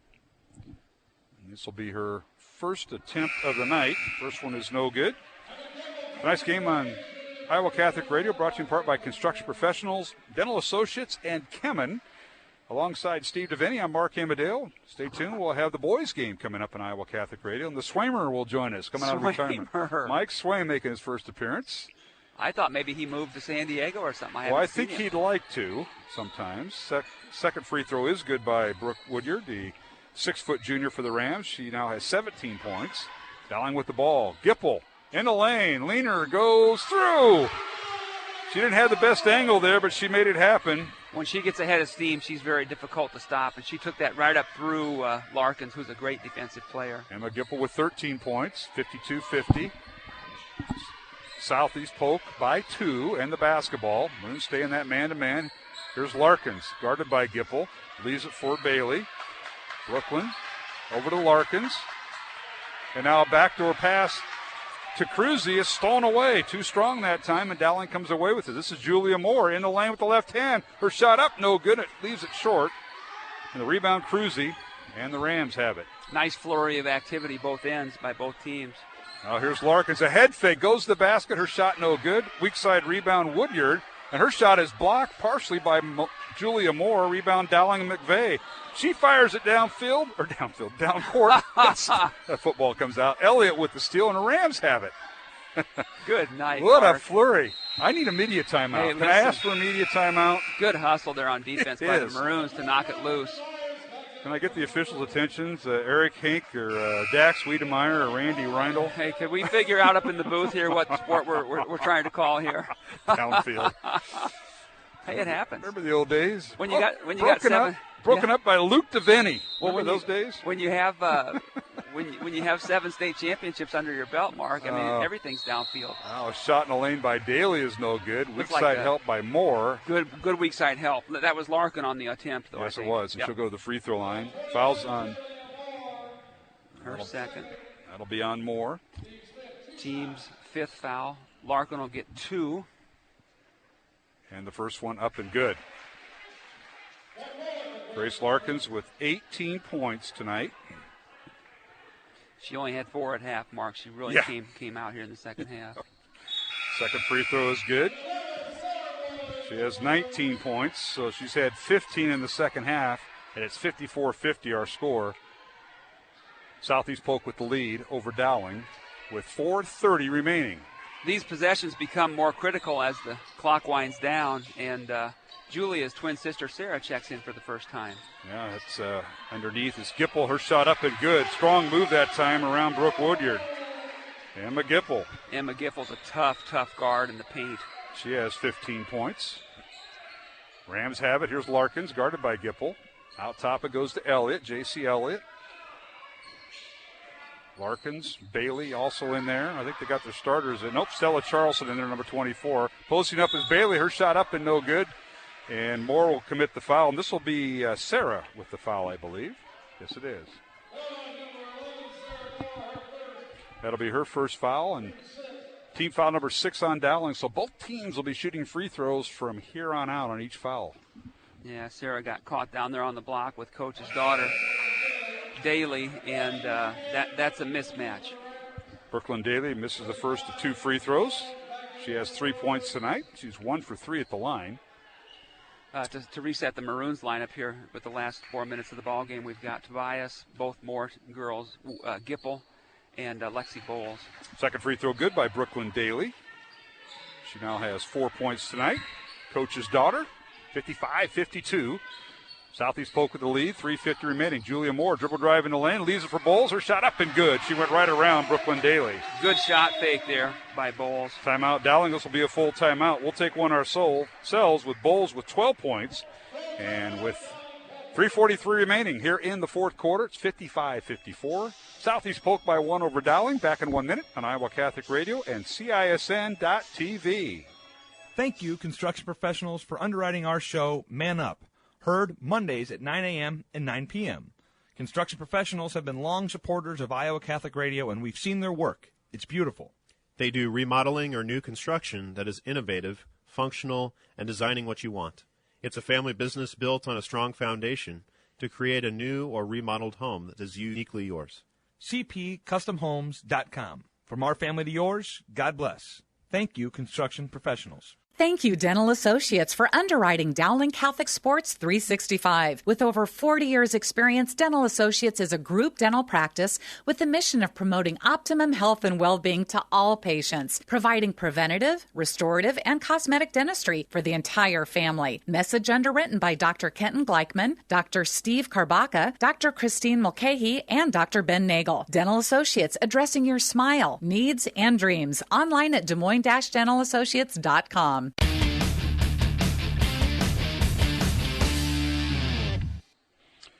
And we're back here at the Dowling Gym. Game one of our girls and boys doubleheader, the Central Iowa Metro League Central Conference opener tonight. And the Dowling girls and Southeast Polk, what a game we have. Rams lead it by 1, 55-54, 3:35 remaining here in the fourth quarter. Rams out of the timeout with the basketball. Long three by Larkins, no good. Ball slapped around and into the hands of Stella Charleston. Her shot up and good on the rebound that was ping-ponged around. Charleston with her first two. 57-54. Rams by 3. Dowling run their dribble offense. This is Gipple with it. Leaves it for Tobias. Down the lane she goes. Off-balance shot. Good. She went right around Grace Larkins for the basket. Tobias is as quick as a hiccup, Mark. We both know it. And once she got the corner turned, it was a tough shot in traffic. She walked. Tobias with 10 points, and you're talking about she, and that was Larkins with the non-call there. Rebound out to Dowling off the missed shot by the Rams as Bowles gets another rebound. Maroons down with down one with a chance to go ahead here, Mark. Yes, they are. Margaret Tobias in the front court, 57-56. Rams by 1. Julia Moore with the dribble handoff, and she's fouled by Daly. That's her fourth, I think. So Brooklyn will pick up her fourth. And free throws coming. This will be a 1-and-1. It's a non-shooting foul, 17 foul on Southeast Polk. So Julia Moore will go to the free throw line, and she has been 3 for 3 on the night and 5 for 10 before tonight's game. So we're shooting 50% and shooting perfect tonight, but 50% overall. This is big. Julia is one of those kids who handles herself. You know, she doesn't mind these situations. First free throw, good. Julia Moore ties the score. She's 4 for 4 at the line. She has her 10th point, so she goes in double figures. She'll join Emma Gipple with 15 points and Lexi Bowles for 12 for Dowling. Tied at 57. Second free throw, no good. Ball slapped around, and Larkins comes away with it for Southeast Polk. Grace Larkins with the rebound. Has the ball. Little dribble weave that time. Cruzy with it. Back to Larkins. A runner in the lane. Off the back iron, no good. Rebound Bowles. Outlet pass to Tobias. She dribbles down court. Runs into the defense. And now Gipple for 3. Right side. It's up and hits the guy wire. No good. And dead ball and out of bounds to Southeast Polk with 2 minutes and 12 seconds remaining. We have got ourselves set for quite a finish, Steve. Both teams have 2 timeouts at their disposal. Yep. And both teams in the 1-and-1 bonus. Held ball, I think next will go to the Maroons, if I'm not mistaken, on the game reset. Oh, did you ever get a hold of those guys down there, Crandall? You know what? I didn't even try. I mean, why waste your breath, Mark? Because we have no idea. The possession arrow's not out. Larkins for 3, top of the key, no good, but she out-hustles Bowles for the ball and tries to dribble baseline. Maroons drop back, and now they lob it inside.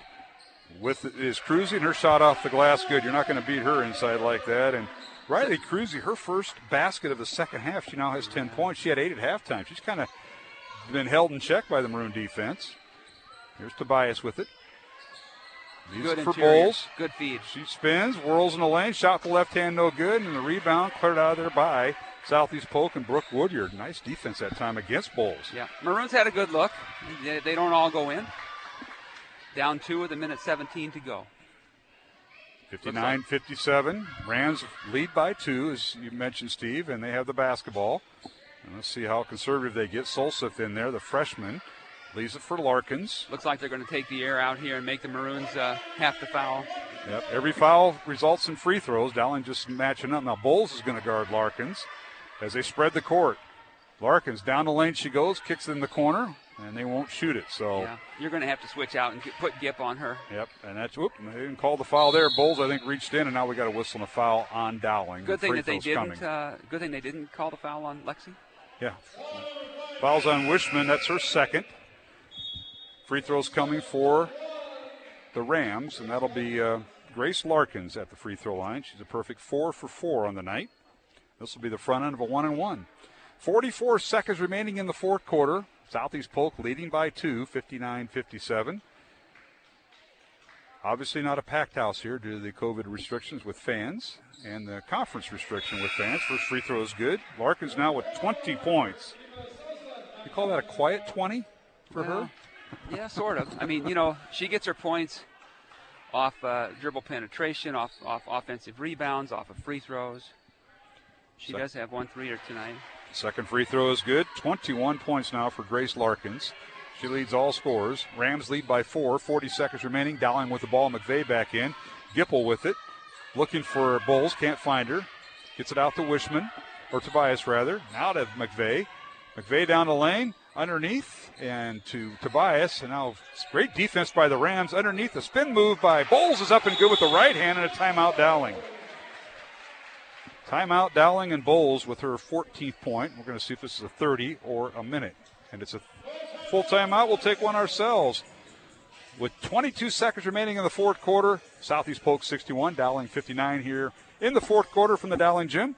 Back in 1 minute on Iowa Catholic Radio and CISN.TV. Support for Iowa Catholic Radio's broadcast of Dowling Catholic sports and activities is provided by Kemin, a global ingredient manufacturer using science to transform the quality of life for 80% of the world. Kemin is on the leading edge of molecular science, manufacturing more than 500 specialty ingredients for the human and animal health and nutrition, pet food, aquaculture, nutraceutical, food technologies, crop technologies, and textile industries. Kemin strives to sustainably transform the quality of life every day for 80% of the world with their products and services. Kemin, using science to transform the world. Online at kemin.com. Thank you to Mercy One for their support of Iowa Catholic Radio. From the cardiovascular experts at the Iowa Heart Center to the pediatric services of Mercy Children's Hospital and Clinics, Mercy provides complete care for Central Iowa's adults and children with more than 50 primary care and specialty clinics in the Des Moines area. Find a convenient Mercy One location near you. Online at mercydesmoines.org.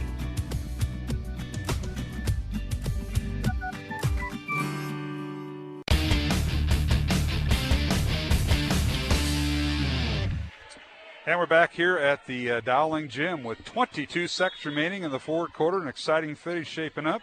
Southeast Polk 61, Dowling 59. Full court pressure as the Rams bring the ball in from underneath the Dowling basket. And a whistle and a foul in the backcourt on McVeigh, and that'll be her fourth for Dowling. Team foul number 8 on the Maroons, and free throws coming for Southeast Polk. It'll be a 1-and-1. And Solseth, the freshman, going to the free throw line here, Mr. Deviney. How about a position? A lot of pressure for the young kid. She's 1 for 2 tonight, and her only point has been at the free throw line. Now, eyes the bucket. First free throw, no good. And rebound cleared out of there by Gipple. So big miss by Solseth. Dowling in the front court, and here is Lexi Bowles, and we got an offensive foul called on Bowles as she tried to post up and went right over Daly. So a tough break for Dowling. Bowles with her 4th point. Now we're going to see the offense-defense take part here. Friedrich will enter the lineup for Dowling. Julia Friedrich and Julia Moore. Bowles will sit down with 13 seconds remaining and a 2-point Southeast Polk lead, and they'll inbound the ball, and they have the got to get it over the timeline in 10 seconds. Throwing it in is Cruzy. Gets it into Larkins, and who else? She will go to the line. Foul on Julia Moore, I think. Officials now as we go offense, defense, and the foul is on Moore. You are correct, Mr. Deviney. That'll be her 2nd foul and 10th team foul on Dowling, so 2 free throws the rest of the way for the Rams, Steve. The last time Solseth missed the front end, there was nobody else from Southeast Polk on the lane line, and she almost got the offensive rebound. There's 4 players. Nobody checked her out. Yeah, you got to check out the shooter. Dowling has 3 players underneath now. First free throw good by Larkins. That's a 3-point deficit now for the Maroons. She is automatic. 22 points for Grace Larkins. She's a perfect 7 for 7 at the line at this juncture. Second one coming. Good. 23 points for Grace Larkins. 63-59, 4-point lead. And Dowling down court. This is Margaret Tobias. Layup good. Timeout Dowling with 7.6 seconds remaining. Tobias with her 12th point. And we'll find out if this is a 30 or a minute. All they have left is a full. And we'll take a 1-minute break. 7.6 seconds remaining. Southeast Polk 63, Dowling 61. Back in 1 minute on Iowa Catholic Radio and CISN.TV. Support for Iowa Catholic Radio and Dowling Catholic Sports is provided in part by Ashworth Vision Clinic. With 2 licensed optometrists, Barbara Sheets, a Dowling graduate, and Dr. Craig Harper, the Ashworth Vision Clinic team provides complete eye exams, contact lenses, glasses, glaucoma testing, and pre- and post-operative care. Ashworth Vision Clinic is located at 60th and Ashworth in West Des Moines. 515-440-4610 or online, ashworthvision.com. This is Dr. Gregory from The Doctor Is In. Okay, I'll confess. Years ago when I was asked to be on Catholic Radio, I peremptorily said, no thanks. And then I realized the power of Catholic Radio. As I got emails and letters from folks who have come back to the church, whose families converted, whose lives were made better. It's training for the troops. It makes better Catholics, better Christians out of the folks who listen, and then they go out to transform the world. Your gift works to make a difference for you. You can give securely online at iowacatholicradio.com, the Iowa Catholic Radio app, or call 515-223-1150.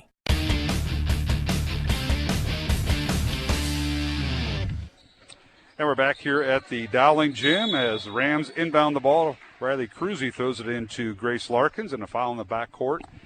It'll be 2 free throws coming for Larkins, a foul on Dowling, and this will be on Julia Moore here, Steve DeVinny. So Moore with her, they call it her 4th foul? Yes, that's right. 4th foul. So Grace Larkins with 2. With 4.6 seconds to go, she could probably ice it if she makes both. Absolutely. Hits the first. Larkins with 24 points tonight to lead all scorers. She'll have one more free throw. It's 64-61. Southeast Polk by 3 over Dowling. 4.6 seconds remaining. Mark Hamadale, Steve DeVinny here on Iowa Catholic Radio and CISN.TV. Make it a full 25 points. Make it a quarter. Larkins makes them both, and now Dowling in the with the ball. Tobias in the corner. She leaves it. 3-pointer no good by Maddie Wishman.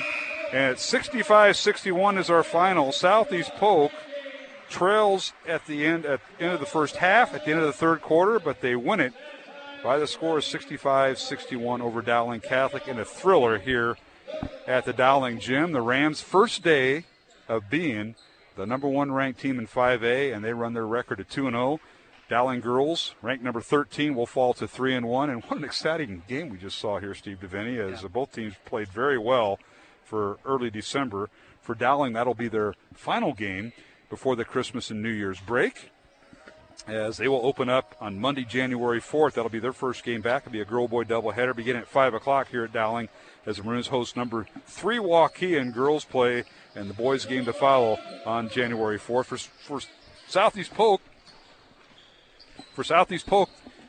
they travel to Gilbert tomorrow. Gilbert, the number 2 team in Class 4A, 1:30 start in a girls-only game as number 1 Southeast Polk travels to number 2 Gilbert out of 4A. That'll be 1:30. Then Monday night, the Rams will host ADM of Adel at the Southeast Polk Gym at 6:15. That'll be a girl-boy doubleheader. The boys' game will have Marshalltown coming in, so Adel will be the girls' game on Monday night, and Marshalltown the boys. That'll be Monday, December 21st, and the Rams will start the new year off on Saturday, January 2nd, traveling to Iowa City West in a girls-only contest beginning at 3 o'clock. So let's look at the Rams' schedule here.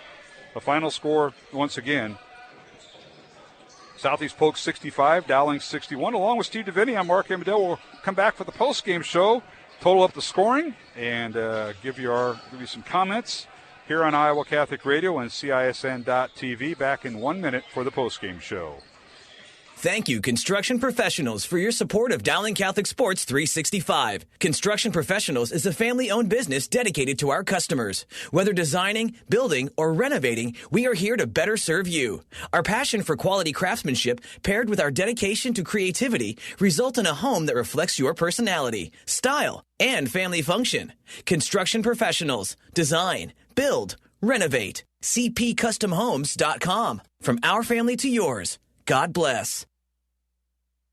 Thank you, Dental Associates, for underwriting Dowling Catholic Sports 365. With over 40 years' experience, Dental Associates is a group dental practice with the mission of promoting optimum health and well-being to all patients, providing preventative, restorative, and cosmetic dentistry for the entire family. Message underwritten by Dr. Kenton Gleichman, Dr. Steve Karbaka, Dr. Christine Mulcahy, and Dr. Ben Nagel. Dental Associates, addressing your smile, needs, and dreams. Online at DesMoines-DentalAssociates.com. Iowa Catholic Radio, KWKY Des Moines, K233BT Des Moines, KIHS Adel. Listen online anytime at iowacatholicradio.com or download the Iowa Catholic Radio app.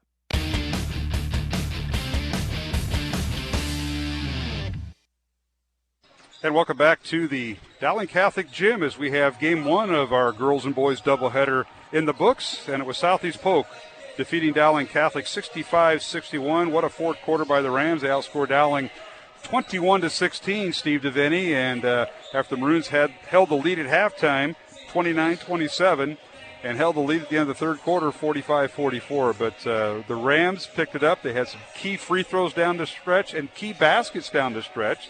The Maroons had some tough missed shots, but that's the game. That's the way the game's played. Can't wait for the rematch in January at Southeast Polk. These two teams are going to have fun playing each other twice a year. Yeah, I think the Maroons took a step forward tonight. When you lose 85-90% of your scoring from a year ago on that team, and come in and you're in the top 15, but you're facing the number one team in the state, and for the Maroons to go toe to toe, could have gone either way.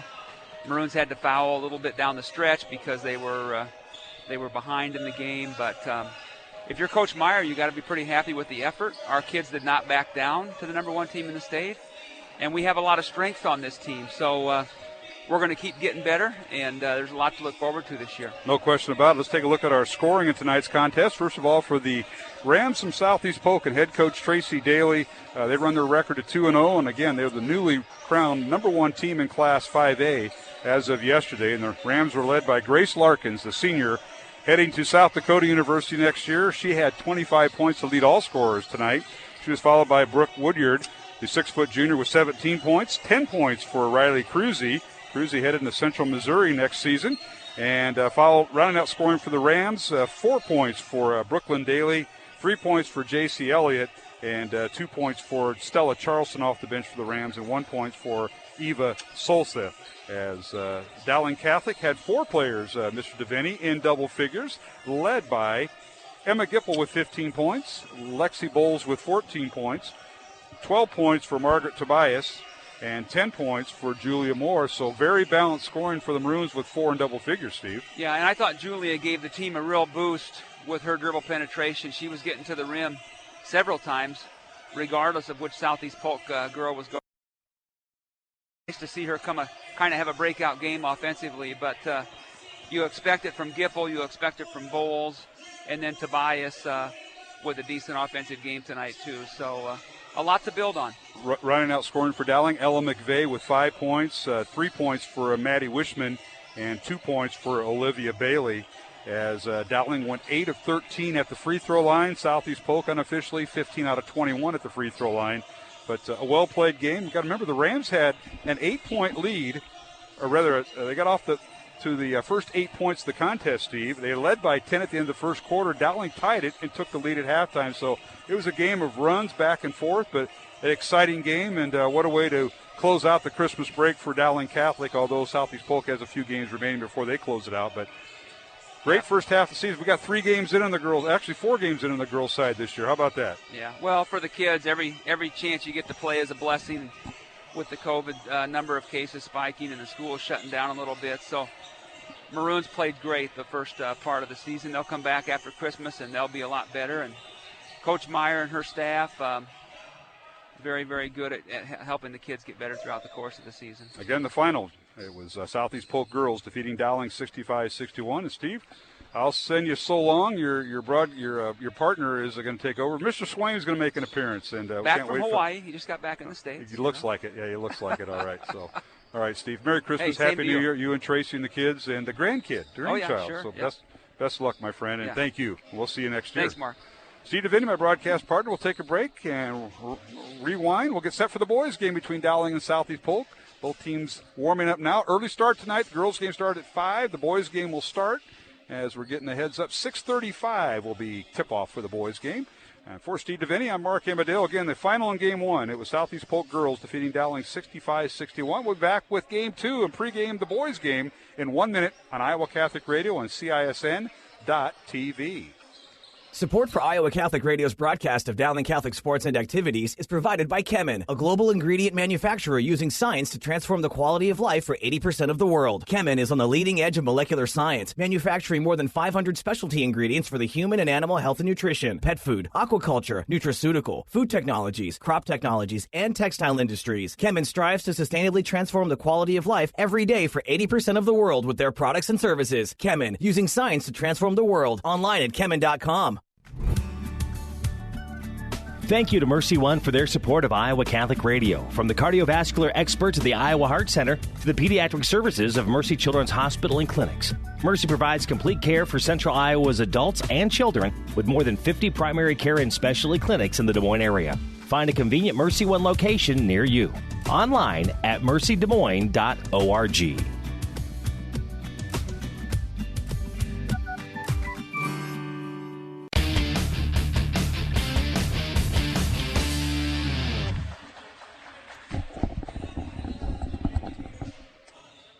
And we're back here at the Dowling Catholic High School gym as we're set for Game 2. It's Dowling and Southeast Polk. And I want to welcome back to the broadcast for the first time this year. Well, it'll be the only time because we go into Christmas break and New Year's break, and that is Mike Swaim. Coach, thanks for joining us. Longtime coach at Des Moines Lincoln and Des Moines Christian, and retired, and you have nothing better to do on Friday nights because Molly kicked you out of the house and say, go sit with Amadale for 2 hours. And evidently. It's been too long. I was, last time we were doing this was just getting started, Mark. I remember being down at Wells Fargo and they're saying, well, there's only going to be 100 people in the stands tomorrow. I'm like, what? Yeah. And here we are 9 months later, and, back where it all started. Back where it started. You helped us out with radio down there when Dowling boys made state, and then, of course, you were helping out with the TV side. We're on webcast tonight. Say hi, as you can see in the monitor over there. That's your best side right there. That's Mike Swaim. I'm Mark Amadale, previewing the boys contest. And as we get back to business here, a year ago it was Southeast Polk under Coach Jenkins trying to turn the program around. Hadn't had a winning season since BJ left. That was about 9 years. Well, they got a winning season because they upset Dowling and broke a 6-game losing streak against the Southeast Polk boys did against the Dowling boys, and they won. And, of course, that was Dowling's last loss until they went to state. That's right. We did that game here, Mark, and that was a great game played by Southeast Polk. They were just a real scrappy bunch and pulled it out at the end. Dowling made a run to try and get back in that game, but it was a great win and a good season for the Rams last year, and they're hoping to build on that coming into this year. And it's interesting, Mark, because we've got a Southeast Polk team that hasn't played a game. Dowling's already got 2 games under their belt, and so a lot of that you sort of work out those kinks and stuff, and so that should be interesting tonight to see how Southeast Polk responds to a Dowling team that's already been able to get some of that stuff worked out. And Coach O'Connor came up at halftime of the girls' game and talked with us about, how do you prepare for Southeast Polk? Well, just look at their game tape. They have 4 of their 5 starters back from last year. Their bench has changed a little bit, although some guy named Caggiano, I love that Italian name when we get those in there, but he had an outstanding year as a linebacker for the Southeast Polk football team that finished second. Well, he's a reserve now on the basketball team. He was kind of a spot starter last year for Coach Jenkins. He's coming off the bench, so they've got 4 of their 5 starters back, and then you bring in Caggiano and a young man named Cormaya Carmu off the bench, and they get very athletic. Well, no question about it, but they are led by James Glenn, a 6'2" senior here, averaging about 12.5 points, Mark, and he had a great game against Dowling last year. Yes, he did. So that's really who they're going to be relying on tonight as far as their scoring. And, you look at this lineup, a lot of seniors, Mark, and so when you're talking about they haven't had the time and the experience, this is going to be their first game, but this is a veteran ball club, and that should certainly help the Rams tonight. It certainly should. And, again, I'm joined by Mike Swaim tonight here on Iowa Catholic Radio. My name is Mark Amadale. We're also on CISN.TV. We will simulcast the boys' game. If you joined us late, it was the Southeast Polk girls, ranked number 1 in 5A, defeating the Dowling girls 65-61 in our first game. We'll come back. We'll have the starting lineups for Game 2 between Dowling and Southeast Polk, the boys' game, here on Iowa Catholic Radio and CISN.TV. Support for Iowa Catholic Radio and Dowling Catholic Sports is provided in part by Ashworth Vision Clinic. With 2 licensed optometrists, Barbara Sheets, a Dowling graduate, and Dr. Craig Harper, the Ashworth Vision Clinic team provides complete eye exams, contact lenses, glasses, glaucoma testing, and pre- and post-operative care. Ashworth Vision Clinic is located at 60th and Ashworth in West Des Moines. 515-440-4610 or online, ashworthvision.com. Hi, this is Father Larry Richards of EWTN Open Line Thursday, and we just want to encourage you to help us. We really need you to bring people to Jesus Christ. Think about it. What have we done to bring people to Christ? We need you and we need your help because Jesus tells you, go and make disciples of all nations. You can do that by helping us. God bless you. You can give securely online at iowacatholicradio.com, the Iowa Catholic Radio app, or call 515-223-1150.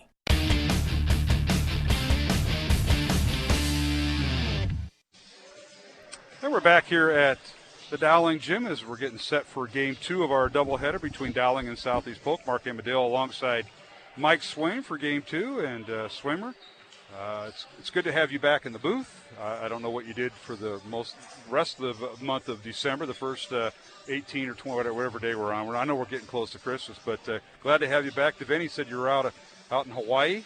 Is that true? Getting a tan, getting some golf in? Is that true? Unfortunately, that was a year ago. And that's like a dream. It actually seems like it was 5 years ago. So I'm just getting that from my unreliable source, right. Steve Deveni. So he said, yeah, Swain went to Hawaii. And I said, my gosh, these appraisers go all the time on vacation, you know. Usually it's Florida or something. But nonetheless, glad to have you here. And this will be an interesting ball game. You know, tonight, and I think I said this to you in your game notes, Jack Reddick gets his first start. Mikey Chase, as Coach O.C. said at halftime, Mikey Chase was the starting guard. They went with the small lineup. Now they bring Gredicke in for Chase, 6'10 versus 6'2. That is a different matchup problem that Coach Jenkins is going to have for Southeast Polk. Well, and it's matchup problems on both sides. Coach O'Connor, you know, with Riggs and Gredicke at 6'8 and 6'10, they're going to have to guard much smaller guys. So, it's on both ends there. It'll be interesting to see, how OC decides to defend the Rams with those guys. Maybe we'll see a little bit of zone. I'm not, this is going to be interesting to see. This is our first look, or at least my first look at Dowling this year. So, but that's a big lineup, and Southeast Polk's going to have to do a great job of boxing out and being physical to try and control those boards. That is certainly true. Well, Dowling boys are 2-0 on the season. Southeast Polk, this is their first game. Let's take a look at the rankings because both Southeast Polk and Dowling boys are in the rankings, but they're in the receiving votes. And the number one team in Class 4A is Waukee. They have yet to play. They're still in, not in person, so they're going to have to wait to practice and play. I think it's going to happen here this week so they can play during the Christmas break. Waukee's number 1, Cedar Falls is 2. Council Bluffs, Abe Lincoln, who we will carry on Iowa Catholic Radio. The game with Dowling at Council Bluffs Lincoln later in February is at number 3. Johnson at number 4 and Ames number 5. 6 through 10 has Davenport North Scott of Eldridge, Ankeny Centennial, the defending champion Ankeny Hawks at number 9, and Dubuque Hempstead at number 10, and Dowling Catholic, Southeast Polk, Hoover, all receiving votes. So that is the latest AP top 10 high school boys class poll, Class 4A poll, and that just came out last Monday. So sports writers are doing this, so you'd think they have a gauge on this, but let me tell you, it's wide open, as you know. It is. It's who can play and who can compete. No surprise, obviously, at Waukee, number 1, that team. That's reminiscent of the days of Ames when they've got 3, really they've got 4 Division I athletes. When you start looking at that lineup, that's going to be an imposing team to deal with. No question. Let's take a look at the starting lineups. Denny O'Grady, our PA announcer here at Dowling, is starting with that. For the Southeast Polk Rams, their head coach is Alan Jenkins in his 3rd year, son of the legendary girls coach from Atlantic, Don Jenkins. And Alan, 3rd year at Southeast Polk, 20 wins, 25 losses, his 8th year overall. He's assisted by Brandon Krause, Sam Edwards, Ryan Henderson, and the Curtis Bell sitting right over there. And the Rams' first game this year, they'll start a returning starter, James Glenn, as Mike talked about, a 6'2 senior wearing number 1, averaging 12.5 points. He knocked down a team-leading 56 threes last year. One guard, the other guard is Boone Bain, a 6'3 senior, and he'll wear number 10, averaging 10 points on the season last year. At one forward will be Chase Bartlett, 6'3 senior, averaging 10 points, led the team with 30 steals. He'll wear number 20. And Tate Goodman is the other forward. Goodman, a 6'2 senior, averaging 3.5 points. He'll wear number 22. And at center is Malachi Williams, a 6'5 senior, averaging 8 points, 5.5 rebounds, had 16 blocks to lead the team. He'll wear number 23. So it'll be James Glenn, Boone Bain, Chase Bartlett, Tate Goodman, and Malachi Williams for the Rams. And last year they came in averaging 56 points on offense, gave up 54 points on defense. For Dowling Catholic, a little different lineup tonight. The Maroons wearing their home white uniforms with maroon trim. Rams in their road black uniforms, gold numbers and trim. They'll start Sam Hughes, 6'1 senior at guard, followed by Jack Gredicke, a 6'10 forward at the point forward. Ryan Riggs, the center, a 6'8 senior. Simon Daniel is a 6'2 senior. And Matt Riedel, a 6'4 senior. So Riedel and Hughes will be the guards. And you got Riggs and Gredicke in the middle, and Daniel, the swingman.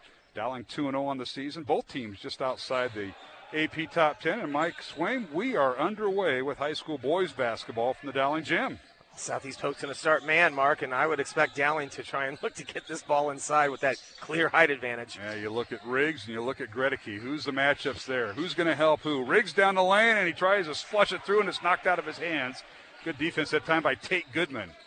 Now Southeast Polk in transition. Underneath they find Malachi Williams. Nobody picked him up, and he shoots and scores 2-0 Southeast Polk. Well, that's a great job of Malachi running the floor that time, and Southeast Polk with good recognition. Riedel in the lane. His shot up and good. Matt Riedel, Dowling's leading scorer, averaging 17.5 points, 6 rebounds, leads the team with 7 steals, scores, and we're tied at 2. Yeah, he had 24 the other night against Marshalltown, so Riedel is sort of the do-it-all guy kind of player for Coach OC. Yeah, both teams match up man-to-man, so you got to see who's going to help who and who's on who in the early going.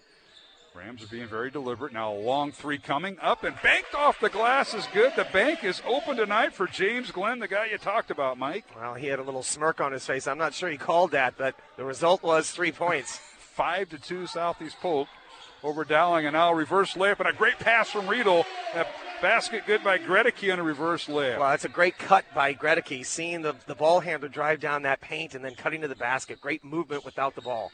5-4 Southeast Polk over Dowling. Rams running their motion offense, and now Glenn again coming off a pick. A three-pointer no good. They're going to get Simon Daniel for the foul, and that might be 3 free throws coming. We'll see. Yes, it is.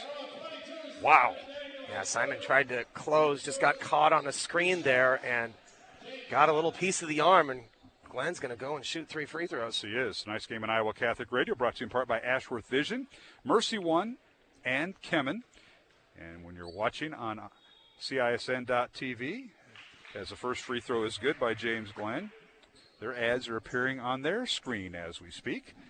And Glenn with 3 free throws, 6-4 Southeast Polk, 6.5 minutes remaining here in the first quarter. Second free throw is good. If you joined us late in the girls contest, number 1 Southeast Polk defeated 13th ranked Dowling 65-61. This is a Central Conference opener. Mike, I told our girls listeners this, but Southeast Polk, Waukee, and Valley have joined Dowling, Urbandale, and Johnston in the CIML Central Conference. They'll face each other twice during basketball, softball, baseball, volleyball, etc. That's a pretty formidable lineup there with those teams, but home and home with each. How about that? That's right. All 3 free throws good by Glenn. He's got 6 points. All 6 of Southeast Polk's 8. Now leaner in the lane. It's up and good by Dowling. Sam Hughes, he drew the foul as a basket will count. The foul will be on James Glenn of Southeast Polk. That's the second time Hughes has been able to get inside the paint and penetrate, and that time he finishes, has an opportunity for the 3-point play. Sam Hughes averaging 5.5 points on the season. Will go to the free throw line to complete the and one, hopefully for Dowling, and it's good. So Sam with 5 points. Our score is Southeast Polk 8, Dowling 7. Maroons do not press. Usually they like to press Mike after made baskets or free throws. Not here. Yeah, we saw that a lot last year for sure. Rams with it. This is Chase Bartlett.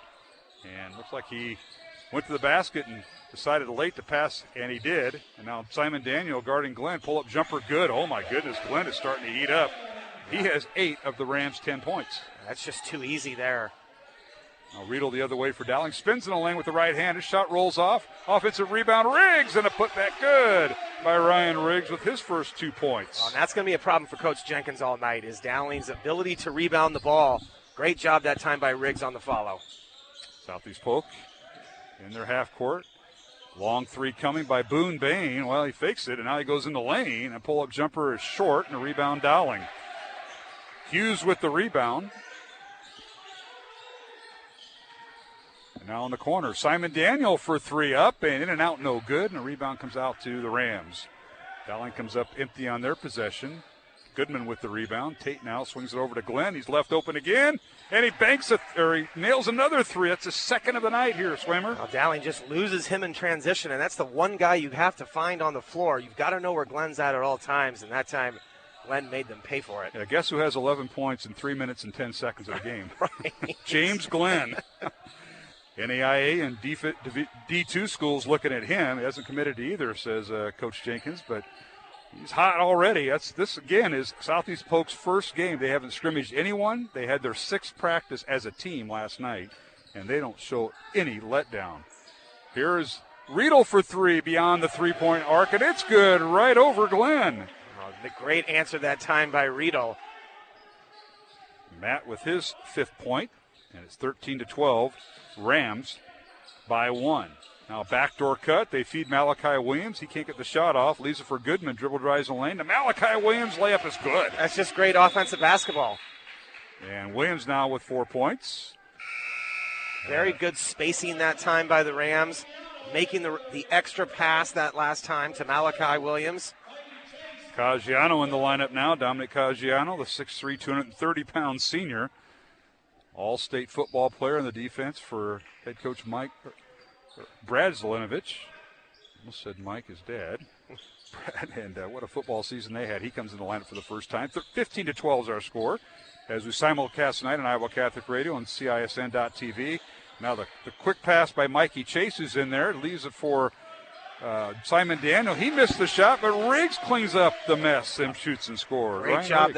Great job by Riggs going that time to the boards hard. Twice now he's been able to get an offensive putback.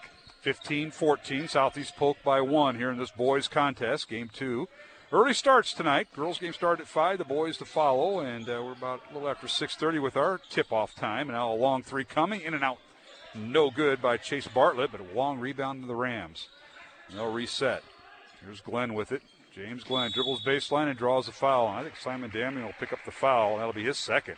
Well, everybody's got to know where Glenn's at on the floor. He's such a tough matchup, Mark, because he can shoot it. Yes, if you give him a little bit of space, he can hit the three, but he's so good off the dribble. Very quick first step.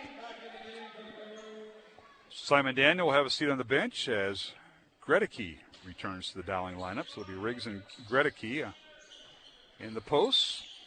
And now Caggiano for three, and it's up off the rim, no good. Rebound Riggs and Dowling, and now here's Riedel down court. Gets it over in the corner to Gregory for three, and it bounces over the backboard, and that's a dead ball out of bounds to Southeast Polk.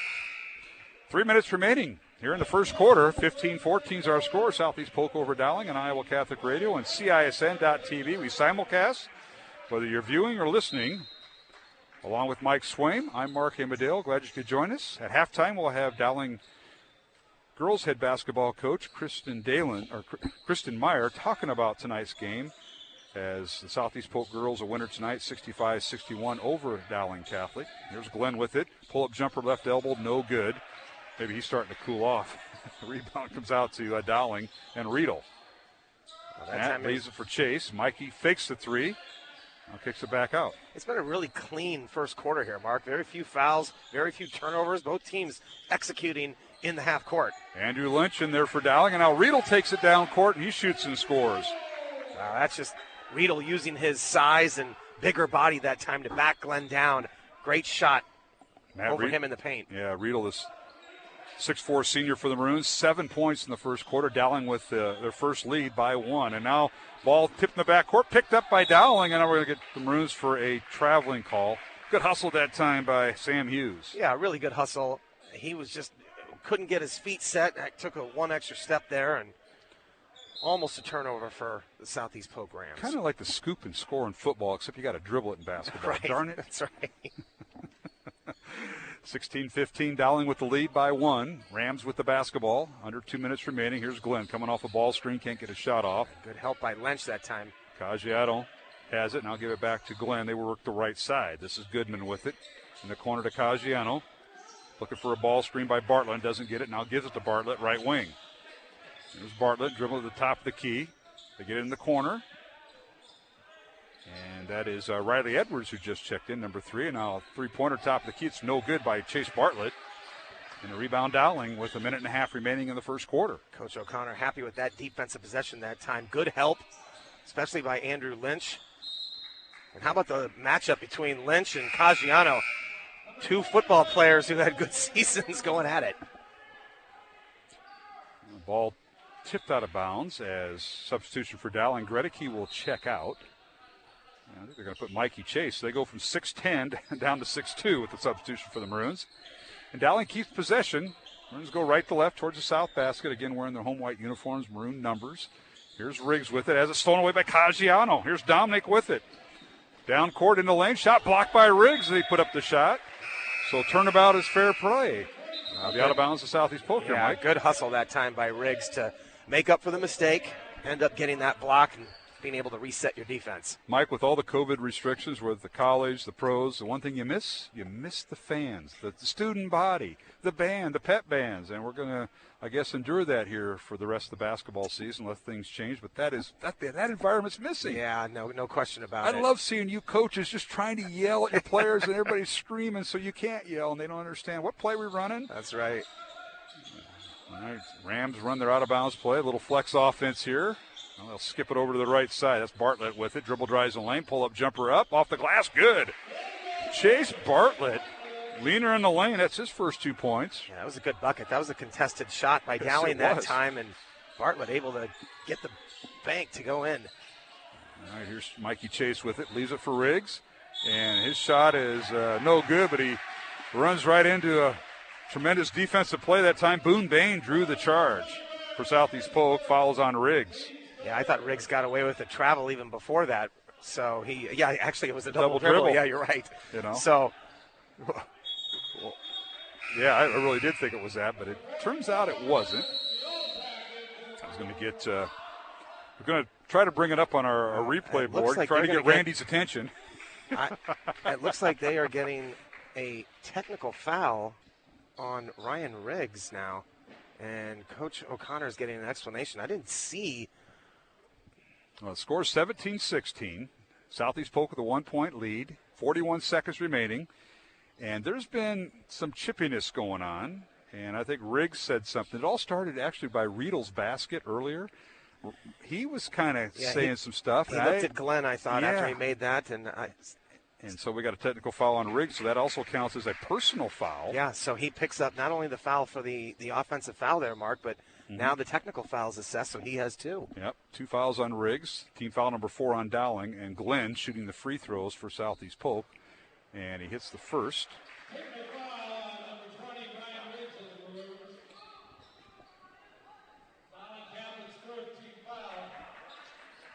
So it's 19-16 our score. Southeast Polk by 3 with 40 seconds remaining, and the Rams will have the basketball left to right towards the north basket here at Dowling. Glenn with it, gets it to Williams. Now skips it up top of the key. With it is Riley Edwards, who just came in. I would expect the Rams to be patient, but they're going to launch the 3. I'm sure Coach Jenkins is like, what are you doing? That's not the shot we wanted. Boone Bain with a 3 left wing and missed everything. That is not the shot. No. Rebound Dowling, and the Maroons will play for the final shot. We don't have the possession arrow on the scoreboard, so we got to keep track of that. 7 seconds. Maroons in the lane, and now Riedel for 3 in the corner. It's off the mark, no good. Rebound Southeast Polk with 2 seconds. Half-court shot is no good off the glass by Boone Bain, and we have come to the end of the first quarter with the score. Southeast Polk 19 and Dowling Catholic 16, along with Mike Swain. I'm Mark Amadale here on Iowa Catholic Radio and CISN.TV. Thank you, construction professionals, for underwriting our show, Man Up, heard Mondays at 9 a.m. and 9 p.m. Construction professionals have been long supporters of Iowa Catholic Radio, and we've seen their work. It's beautiful. They do remodeling or new construction that is innovative, functional, and designing what you want. It's a family business built on a strong foundation to create a new or remodeled home that is uniquely yours. CPCustomHomes.com. From our family to yours, God bless. Thank you, construction professionals. Thank you, Dental Associates, for underwriting Dowling Catholic Sports 365. With over 40 years' experience, Dental Associates is a group dental practice with the mission of promoting optimum health and well-being to all patients, providing preventative, restorative, and cosmetic dentistry for the entire family. Message underwritten by Dr. Kenton Gleichman, Dr. Steve Karbaka, Dr. Christine Mulcahy, and Dr. Ben Nagel. Dental Associates, addressing your smile, needs, and dreams. Online at DesMoines-DentalAssociates.com.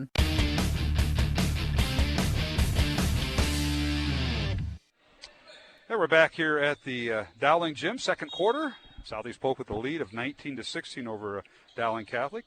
Alongside Mike Swain, I'm Mark Amadeo. The Maroons were 1 for 1 at the free throw line, and the Rams were a perfect 5 for 5 at the line in the first quarter. And a basket is up and good. That was Bartlett who hit that.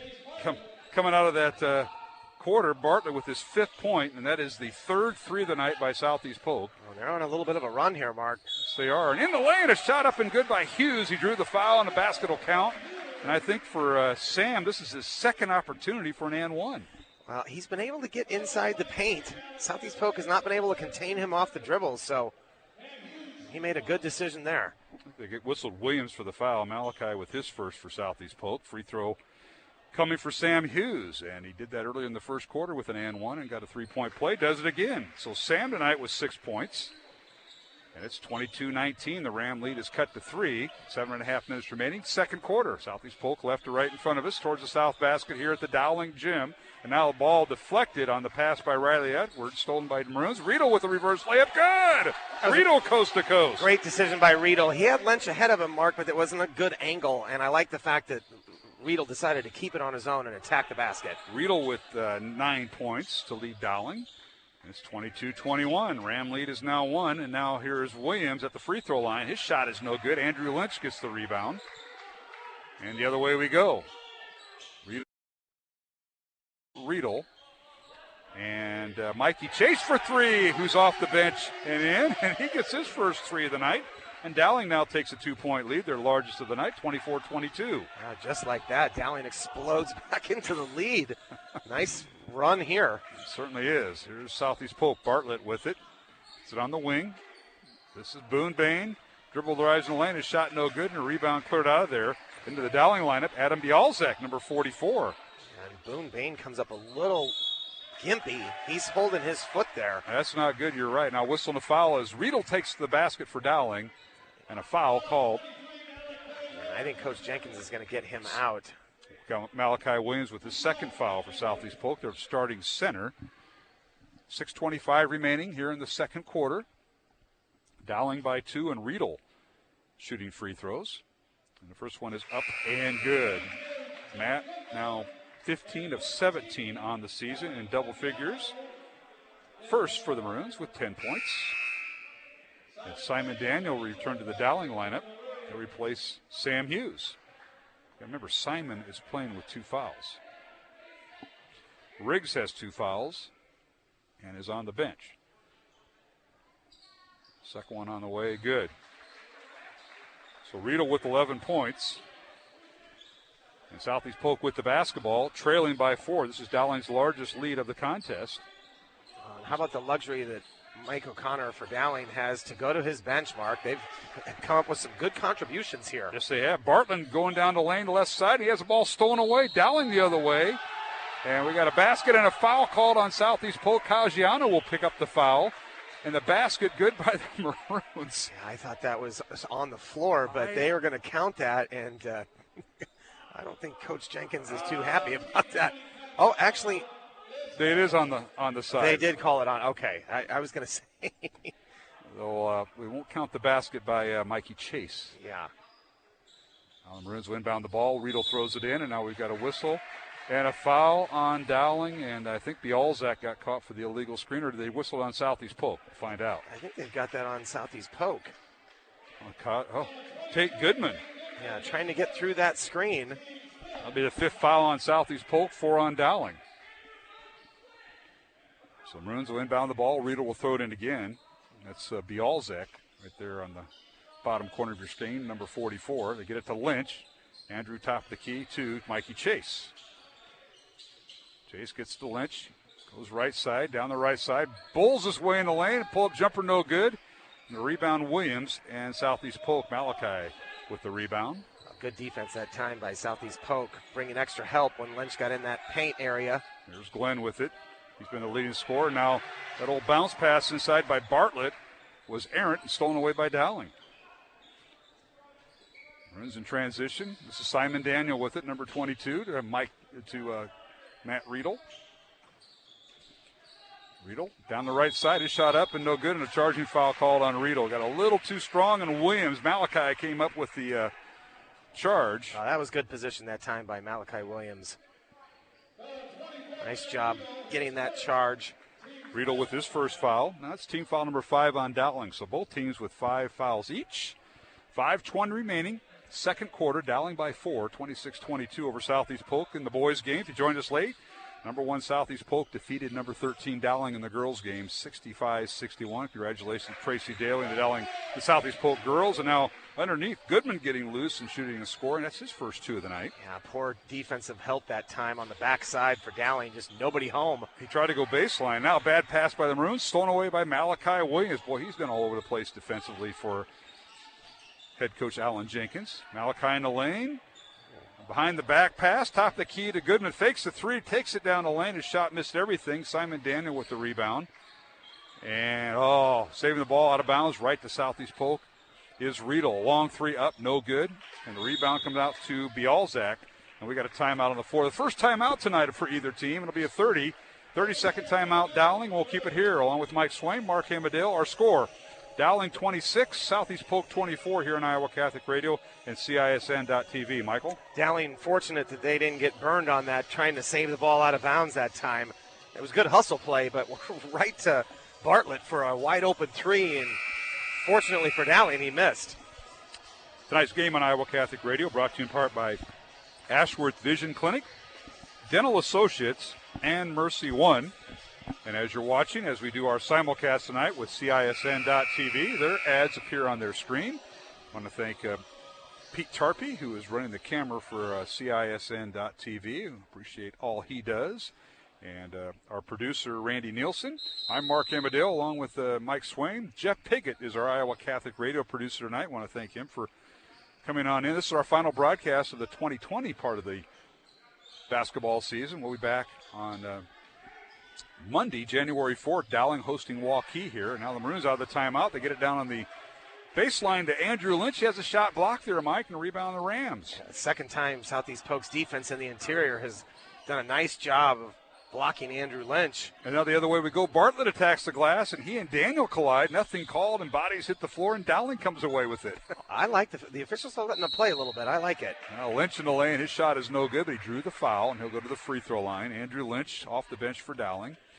I think they're going to get Caggiano with his second foul. You know, part of the problem, Mark, with these masks, I can't see the coaches, what they're saying to the officials. I always love watching the interaction between the coaches and officials to sort of read what they're saying. I can't do that. And is that fair? Because, you know, when you and your dad were coaching, you know, I know you were probably yelling stuff, and you probably could say, well, I can't hear you, and I can't see your lips. No, you'd be able to hear me from up here. Yeah. Lynch's free throw is good. He gets 2. Andrew, a 6'5 senior, University of Iowa recruit, playing football. He's a preferred walk-on, signed his letter the other day. Congratulations to Andrew. Second free throw good. He has 2 points off the bench, and it's 28-24, Dowling by 4. 4:02 remaining here in the second quarter. Lynch will sit down, and checking back in will be Jack Dredeke.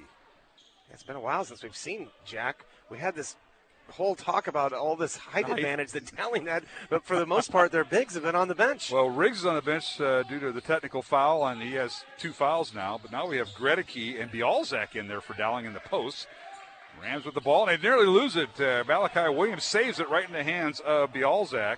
Adam hands it off. Numbers here if they want them. Yeah, Simon didn't get it down. Daniel with it for the Maroons. Simon coming off works the right side, down the right side. Shot off the glass, or off the rim is no good. Settled for one. Glenn with the rebound. Southeast Polk in transition. Layup is good. Nice ball movement. Glenn to Bartlett for the basket. Yeah, that's just great transition that time. And so far, Southeast Polk has been more successful in transition than Dowling has. Dowling just not able to push the ball like we've seen in the last couple years, Mark. The speed just isn't there. 3:15 remaining here in the second quarter. 28-26 is our score. Now whistling a foul on the Maroons. And they're going to get Bialzak for the foul. Adams, a 6'7" senior. That's his first foul. Team foul number 6 on Dowling. So both teams with 16 fouls. So we're shooting free throws the remainder of the half. Maroons hanging on to a 2-point lead. Rams led early in this contest. Dowling now has had a 4-point lead at one point. Long three up and no good by Bartlett, and a rebound Dowling. Riedel underneath, gets it to Chase. Mikey off the glass, good. He went right over Glenn for the basket. Nice little head fake that time by Mikey Chase, but Southeast Polk coming right back. Chase with 5 points tonight off the bench for Dowling. Maroons lead by 4. There's Bartlett with it. Pull-up jumper, right elbow, good. He dribbled and found his spot. Well, he's got a really high shot where he launches that angle. Very difficult to block that. 9 points for Bartlett. James Glenn has 11 to lead Southeast Polk. This is Dowling with the ball. Gregory underneath, and he had his way. He backed in Boone Bain for the basket. Well, he's got about 5 inches in height advantage that time by Gregory, so nice job. He had no help defense, and now a shot blocked that time. Glenn took it in, and Gregory with the shot block. Riedel the other way. His pull-up jumper, good. And the Maroons starting to have their way as a basket by Riedel. That's his 13th point. A timeout called by Southeast Polk. We'll keep it here. It's a 30-second timeout. 2:07 remaining in the half, and it's Southeast Polk and Dowling here in the boys' contest. Maroons lead it 34-28. Mike, Dowling's biggest lead right now is 6. I think Coach Jenkins was upset. He thought Glenn got fouled on that last play, and the officials let that go. And then Dowling in really one of their first transition baskets that they've had, and Riedel able to get it in. So a little bit of a run here for Dowling. I think it's a good timeout for Coach Jenkins just to settle them down. You don't want to fall down, get this thing down to like double digits before halftime. So exactly.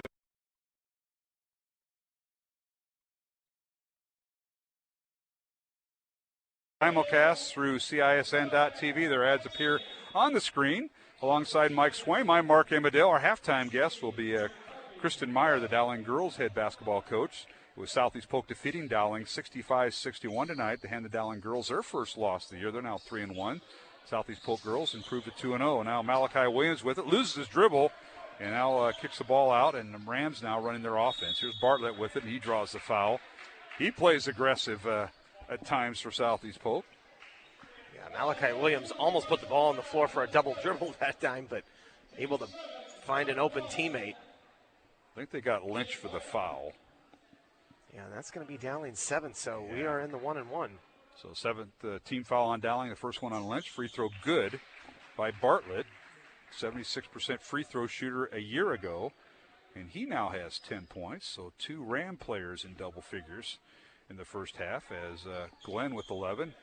And make that Bartlett with the free throw good. He has 11. And it's 34-30, Dowling by 4. Minute 40 remaining here in the first half.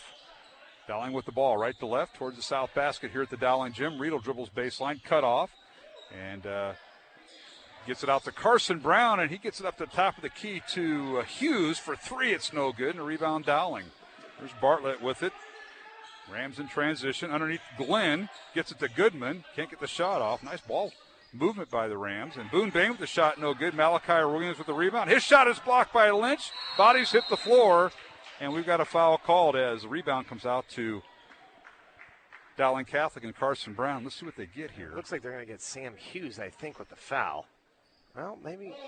Actually, they're going to call that on Malachi Williams on the rebound. Foul on Southeast Polk. That is Malachi's 3rd foul. Wow, and that's gonna send Dowling to the 1-1 mark as Southeast Polk has 17 fouls. Right, and you were partially right because Sam Hughes didn't commit the foul. He's going to the free throw line. Right. So you were partially right. Well, I saw both guys hit the ground, but when we say bodies hit the floor, literally they did. So Malachi, I think, will come out. Now offense, defense here. Mikey Chase will come in. And out comes Carson Brown, who was in there just for a brief moment for Dowling Catholic. Simon Daniels sitting down. And free throws coming for Hughes. Front end of a 1-on-1. First one's good. Sam tonight, 3 for 3 at the line. 7 points off the bench, or check that, 7 points as a starter. It was Hughes, Gredicke, Riggs, Daniel Riedel, the starters tonight for Dowling Catholic. Chase came off the bench, and the second one's good. So 4 for 4 at the line is Hughes. He has 8 points. And it's 36-30, Dowling by 6 with 65 seconds remaining. Corner 3 is no good by Boone Bain. Rebound, Andrew Lynch. Quick shot, Mark. And, Glenn has been really quiet in this quarter. He got off to a great start, but they have not been able to find him as of late. Possession arrow favors Southeast Polk. Dowling with the ball with 50 seconds remaining. Maroons will see if they work for a shot or they hold for the last shot. We've had this before. Here's Riedel with it. Out to Lynch for 3. Good! How about that? His first of the year, Andrew Lynch. Oh, that's just how you draw it up. Bring him in off the bench, and he steps in and hits a big 3. And he has 5 points off the bench for Dowling. 39-30. Dowling's largest lead is 9 right now over Southeast Polk. 20 seconds remaining. Corner 3 for the Rams is up. Good. His body's hit the floor. Bartlett for 3. That was a nice answer by Bartlett. He comes up a little gimpy holding his ankle. And he's got 14 points to lead Southeast Polk here in the first half. And now the ball loose as Chase loses it into the hands of Southeast Polk on the turnover. Here's Glenn. Baseline pull-up jumper. Good at the horn. Boy, and they're going to count it. Yep. Nice fall-away jumper that time by Glenn. What a first half we have seen. Glenn with 13 points to lead Southeast Polk. Bartlett has 14 to actually lead Southeast Polk in scoring. Unbelievable. Both of these teams look like they're in mid-season form, Mark. Hard to believe. It's game 1 for Southeast Polk, and for Dowling, the Maroons is game 3. Our halftime score, Dowling Catholic 39, Southeast Polk 35, along with Mike Swaim, I'm Mark Amadale. Our halftime guest scheduled is Kristen Marr, the Dowling girls basketball coach. Let's take a minute before we go to break. Swimmer, what do you think of this first half? I'm going to total up some scores, but your thoughts on the pace of this play, pace of the game, and what adjustments we might see in the second half? Well, I think Dowling did a really nice job of being more active defensively and better help in that second quarter. And for Southeast Polk, it continued to push that ball. Dowling struggled to get back in transition. And so far, I think Southeast Polk's done a nice job of trying to compete with the much bigger Dowling Maroons on the board. So, again, a pretty clean game, not a lot of turnovers, and some good shooting on both teams. All right. Our guest is here, Kristen Marr, the Dowling girls coach, will join me at halftime. Along with Mike Swaim, I'm Mark Amadale. Halftime score from the Dowling gym. Dowling boys lead Southeast Polk 39-35. The girls game won by Southeast Polk 65-61 over Dowling girls. And we'll catch up with the Dowling girls coach, Kristen Marr, in 1 minute here on Iowa Catholic Radio and CISN.TV.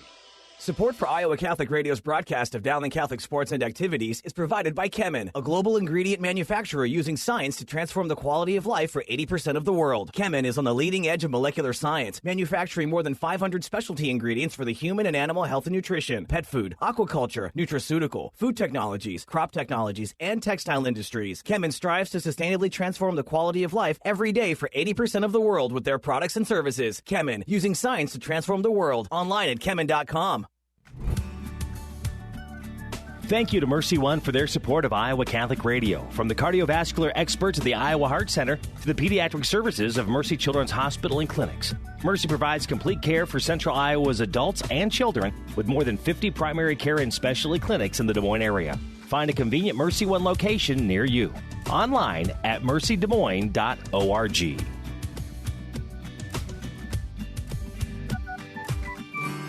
Iowa Catholic Radio, KWKY Des Moines, K233BT Des Moines, KIHS Adel. Listen online anytime at iowacatholicradio.com or download the Iowa Catholic Radio app.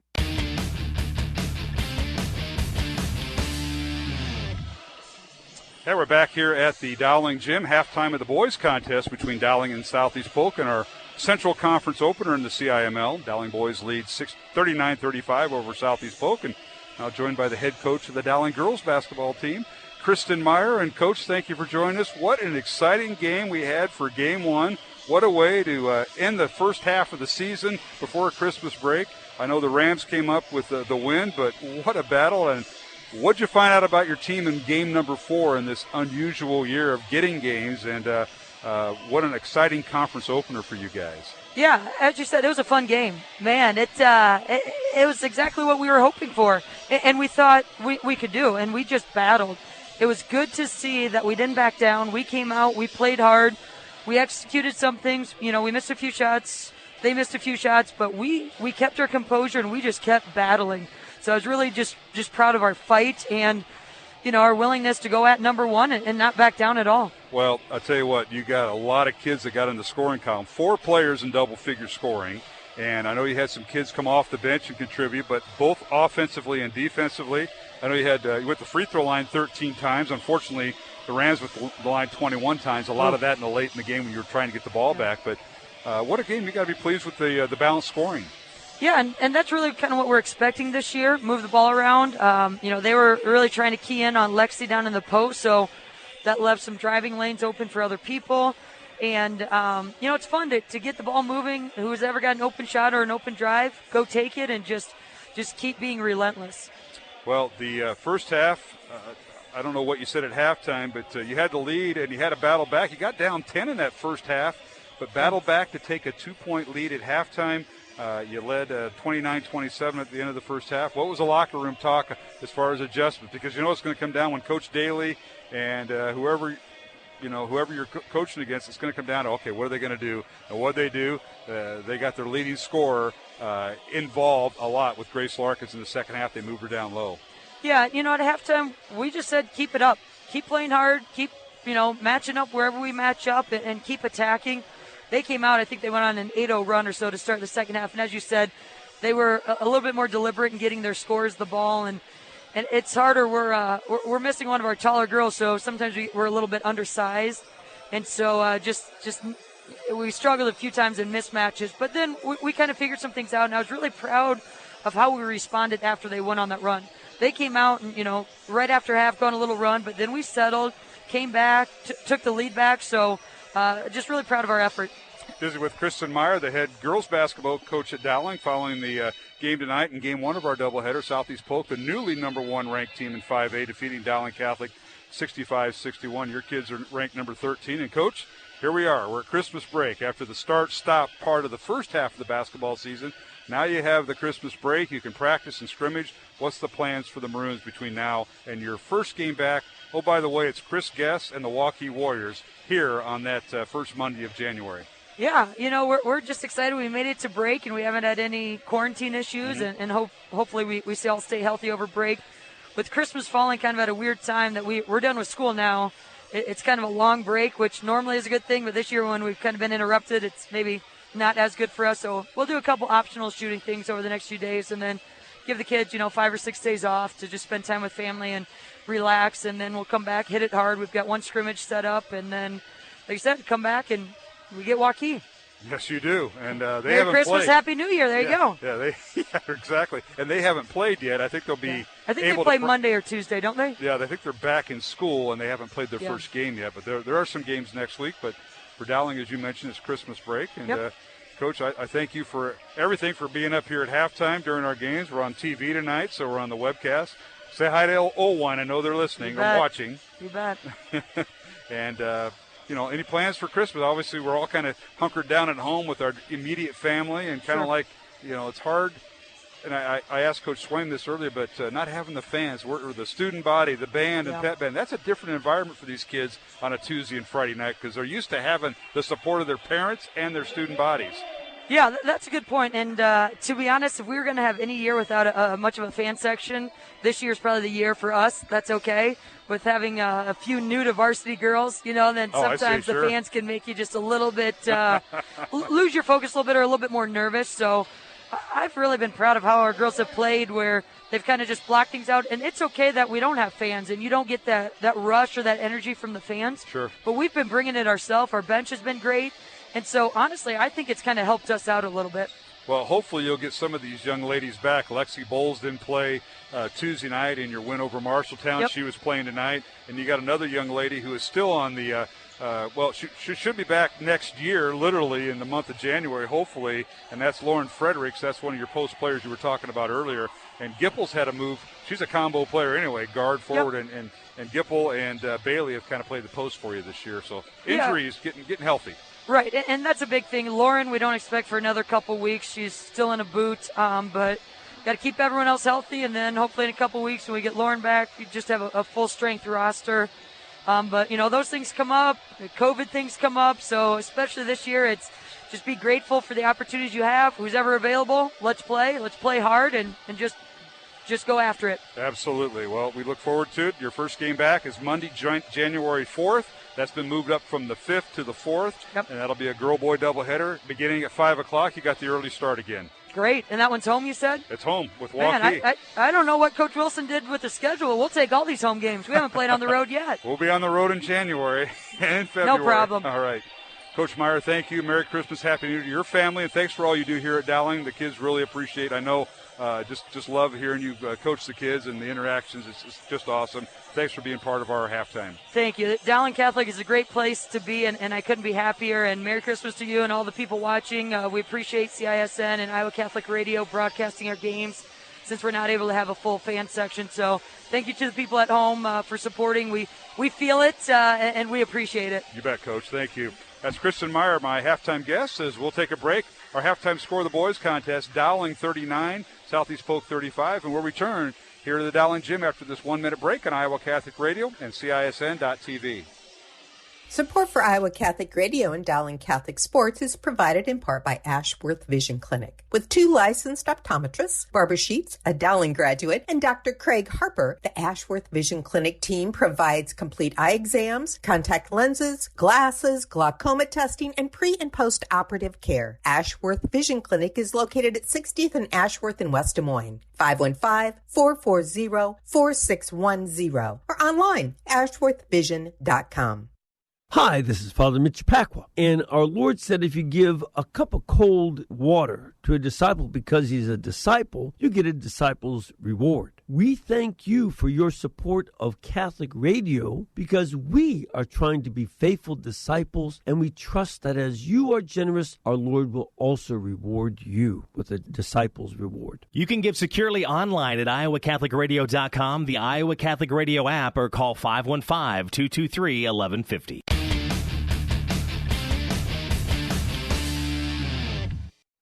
Start the second half there, Mike Swain.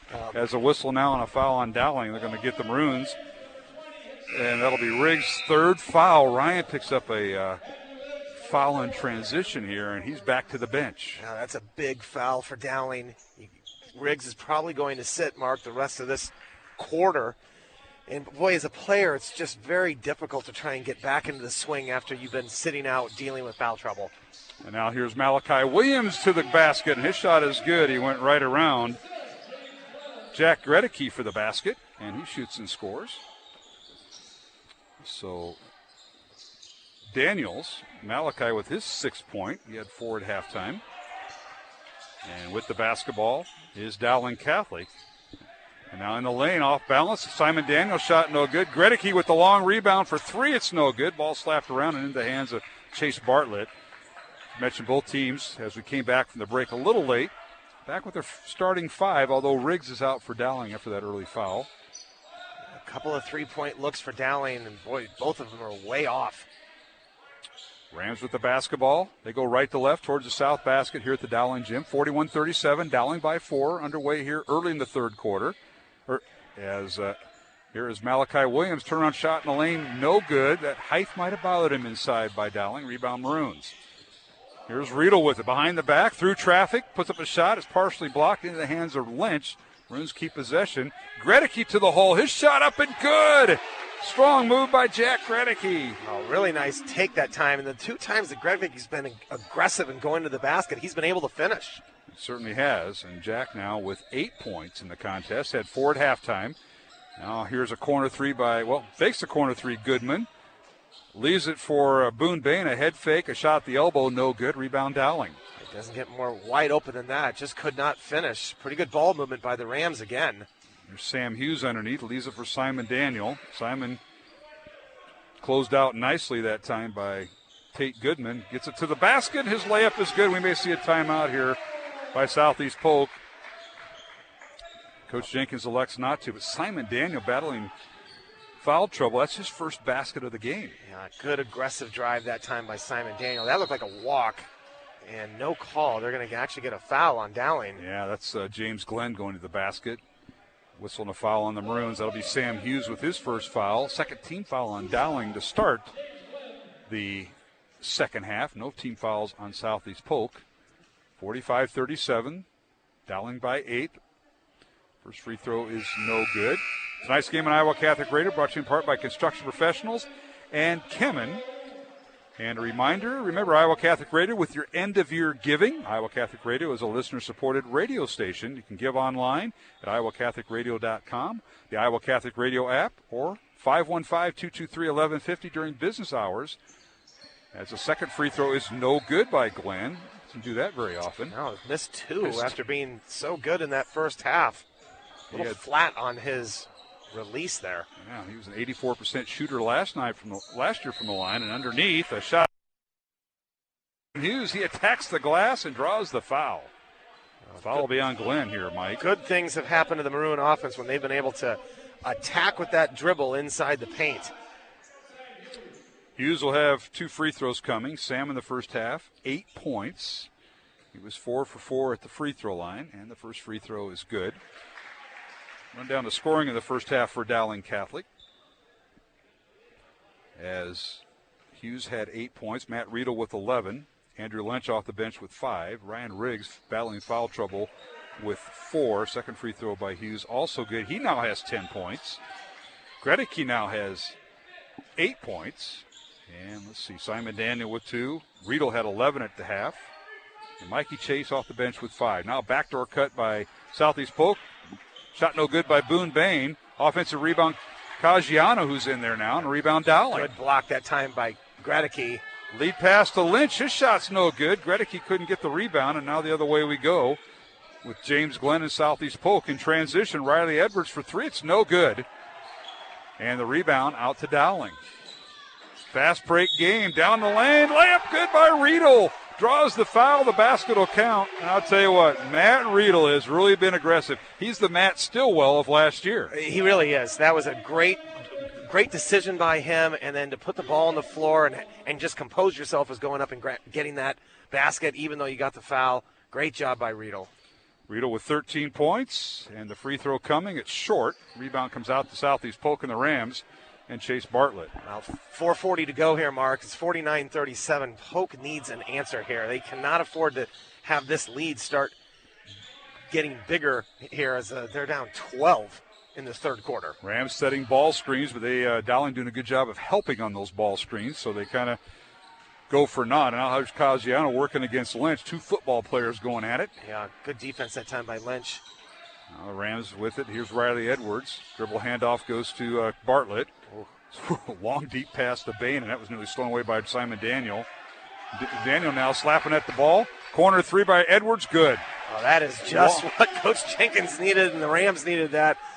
An answer 3 by Bain. Riley Edwards, a 6'3 sophomore with his first career basket, and it's a 3. Yeah, check that, Mark. Sorry, Riley Edwards with that 3. Yeah. That's a big basket for Southeast Polk. 49-40, and now we got a whistle and a blocking foul called on the Rams. They might get Glenn for the foul. We'll see. And they do. So on James Glenn, that's his third. Team foul number 3 on Southeast Polk. 3:50 remaining here in the third quarter. 49-40, Dowling by 9. And now substitutions, almost a line change. As Gregory will check out, Simon Daniel will check out. Checking in for Dowling will be Mikey Chase and Adam Bialzak. So Bialzak and Lynch will be in the post for the Maroons. Riedel throws it in. Gets it to Hughes. Hughes and Chase play catch on the perimeter. Now over to Riedel. They lob it inside. This is Hughes in the right block. Fadeaway jumper is no good. They're going to whistle him for the offensive foul. He kind of threw that elbow as he turned. Yeah, they've been letting some of that go, but official thought that was initiated by Hughes that time. Little elbow, and it's going to go Southeast Polk's way. Yeah, the elbow gets away from your body, and that becomes an offensive foul. Yeah.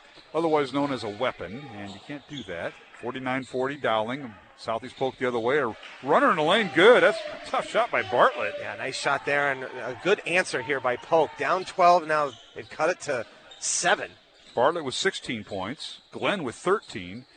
Two in double figures to lead the Rams. Malachi Williams with 6. Tate Goodman with 2, and now Maroons have the ball in the lane, and Lynch has the ball taken away. Riley Edwards off the bench for 3 points for Southeast Polk, and that's their scoring. And now underneath, a whistle and a foul. And they're going to call it on Dowling. Yeah, that time Dowling just left the ball handler.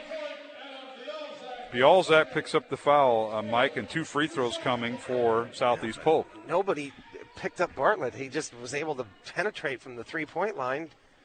No white shirts. And that's his second foul on Bialzak. Goodman at the line, and he makes the first of 2. He now has 3 points off the bench for Southeast Polk. Tonight's game on Iowa Catholic Radio, brought to you in part by Construction Professionals and Kemen. The ads for CISN.TV running on their screen as you watch the contest. It's being simulcast. Second free throw good by Goodman. He now has 4 points. We got a timeout on the floor. It's a 30-second timeout. 3 minutes remaining.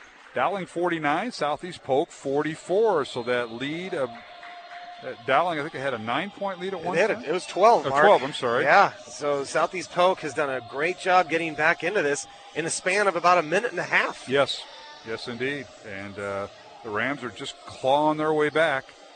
49-44. Tonight's game on Iowa Catholic Radio, brought to you in part by Mercy One, Dental Associates, and Ashworth Vision Clinic. Well, Maroons have Riggs on the bench, but they're getting support with Chase, Mikey Chase, 5 points off the bench to lead Dowling. Riggs was held to 4 points all in the first half. He's got 3 fouls, and he may be there till the fourth quarter. Yeah, 3 minutes to go. I think right now Dowling nursing this 5-point lead. I think Coach O'Connor's probably content to leave Riggs on the bench so he doesn't pick up that fourth.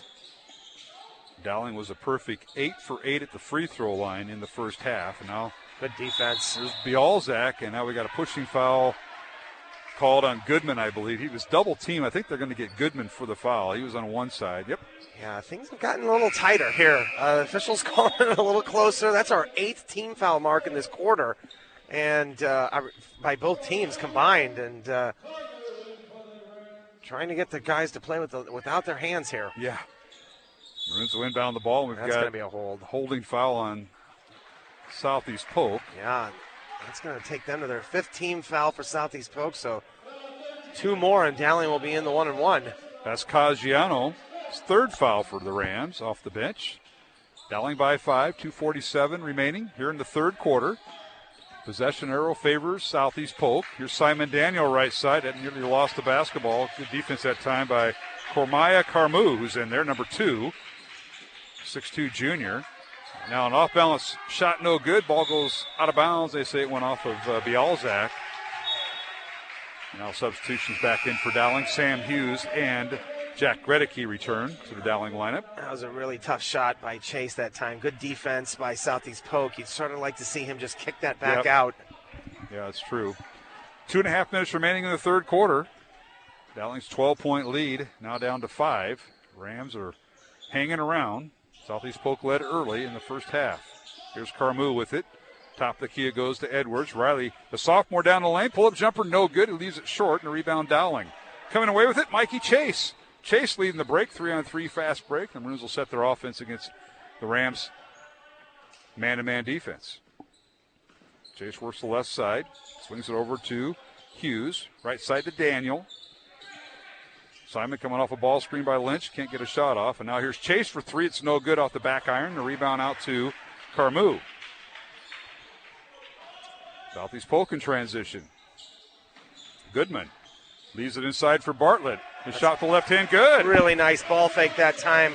A little up and under move by Bartlett. And that sells a 3-point ball game here with about a minute 30 left. 18 points for Bartlett. He leads Southeast Polk and all scorers right now. Dowling with the ball underneath, and a shot up, and good. The basket will count. Gregory with the basket, and he drew the foul. Wow, that was a great pass to Gregory, cutting to the basket again, moving without the ball, Mark. Chance for a 3-point play. Yeah, fouls on Riley Edwards, his first. And Gregory to the line, and Jack tonight has 10 points. And a chance for an and one here. Game getting a little chippy. I've seen the officials several times tonight, and that led to Riggs' technical foul.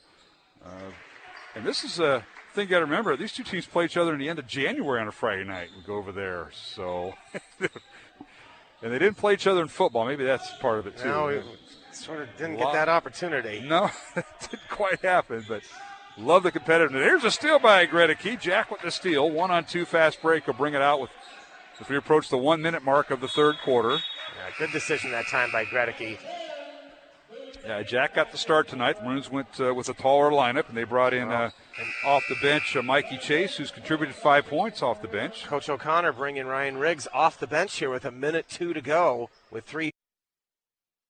Defense, I think. Probably. But he's got to be careful on defense if that happens. Riggs posting up on the block. They lob it into him, and they poked away by Carmu, and he'll pick up the foul. Oh, and that's going to be their 7th. And So Riggs to the line. Yeah, Riggs will get to go to the line, and he's been sitting for a while, Mark. Cormiah Carmu commits the foul. He's a 6'2 junior for head coach Alan Jenkins. Coach Jenkins in his 3rd year at Southeast Polk, coming from Atlantic, Iowa. Now back in the game, James Glenn, who's all but disappeared here in the second half. He had 13 points at halftime, 0 for 2 at the free throw line, and now Glenn coming back in offense, defense for Southeast Polk, Mike. Yeah, and they bring Malachi Williams also to try and counter some of this height now with Riggs and Gregory both in for the Dowling lineup. And Riggs misses the front end of a 1-and-1. Free throw no good. Rebound comes out to Dowling. And now long pass stolen away by Riggs. Good hustle by Ryan. He gets back. Ryan down the lane, and he off balance, and he's fouled as he goes to the basket. And I think he was trying to dunk that, Mark. He was going in hard. And they're going to get Boone Bain for the foul. That'll be his 2nd. And Riggs now will have 2 free throws. 18 foul on Southeast Polk, 4 on Dowling. And 48 seconds remaining. The Maroons lead by 6. Yeah, and Andrew Lynch is set to check in, I'm guessing, for Ryan Riggs. So he doesn't pick up a foul. First free throw good by Ryan Riggs. Tonight's game on Iowa Catholic Radio brought to you in part by Construction Professionals and Kemen. And, of course, if you're watching on the webcast, as we simulcast with CISN.TV, their ads are running on the screen. Second free throw no good by Riggs. He has 5 points tonight. 40 seconds remaining in the third quarter. Dowling 53, Southeast Polk 46. Rams have it. This is Goodman in their half court to Bartlett, top of the key for 3, or just inside the three-point line. No good. And a rebound Dowling. Yeah, I think Dowling will hold for 1 here, Mark, with 28 seconds to go. Possession arrow favors Southeast Polk. Maroons kind of spread the court. It is counting. Four-corner offense, and the count was on. And here's Gregory with it, guarded by Goodman. Work the right side to Chase. Gregory coming off a ball screen by Riedel. His shot in the lane, good. Riedel with the pick. Nice little floater by Gregory. Wow. That second half he's had. A long three-pointer, no good at the horn. And we have come to the end of the third quarter with the score. Dowling Catholic 55, Southeast Polk 46. Along with Mike Swaim, I'm Mark Amadale, back with the fourth quarter from the Dowling Gym in 1 minute on Iowa Catholic Radio and CISN.TV.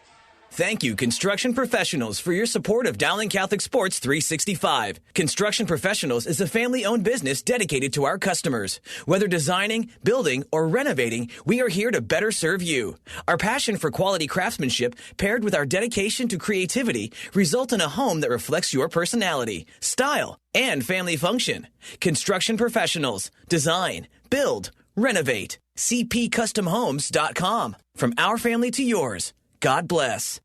Thank you, Dental Associates, for underwriting Dowling Catholic Sports 365. With over 40 years' experience, Dental Associates is a group dental practice with the mission of promoting optimum health and well-being to all patients, providing preventative, restorative, and cosmetic dentistry for the entire family. Message underwritten by Dr. Kenton Gleichman, Dr. Steve Karbaka, Dr. Christine Mulcahy, and Dr. Ben Nagel. Dental Associates, addressing your smile, needs, and dreams. Online at DesMoines-DentalAssociates.com.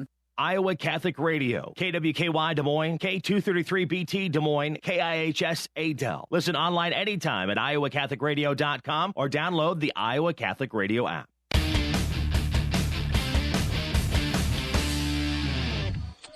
And we're back here at the Dowling Gym, underway in the fourth quarter.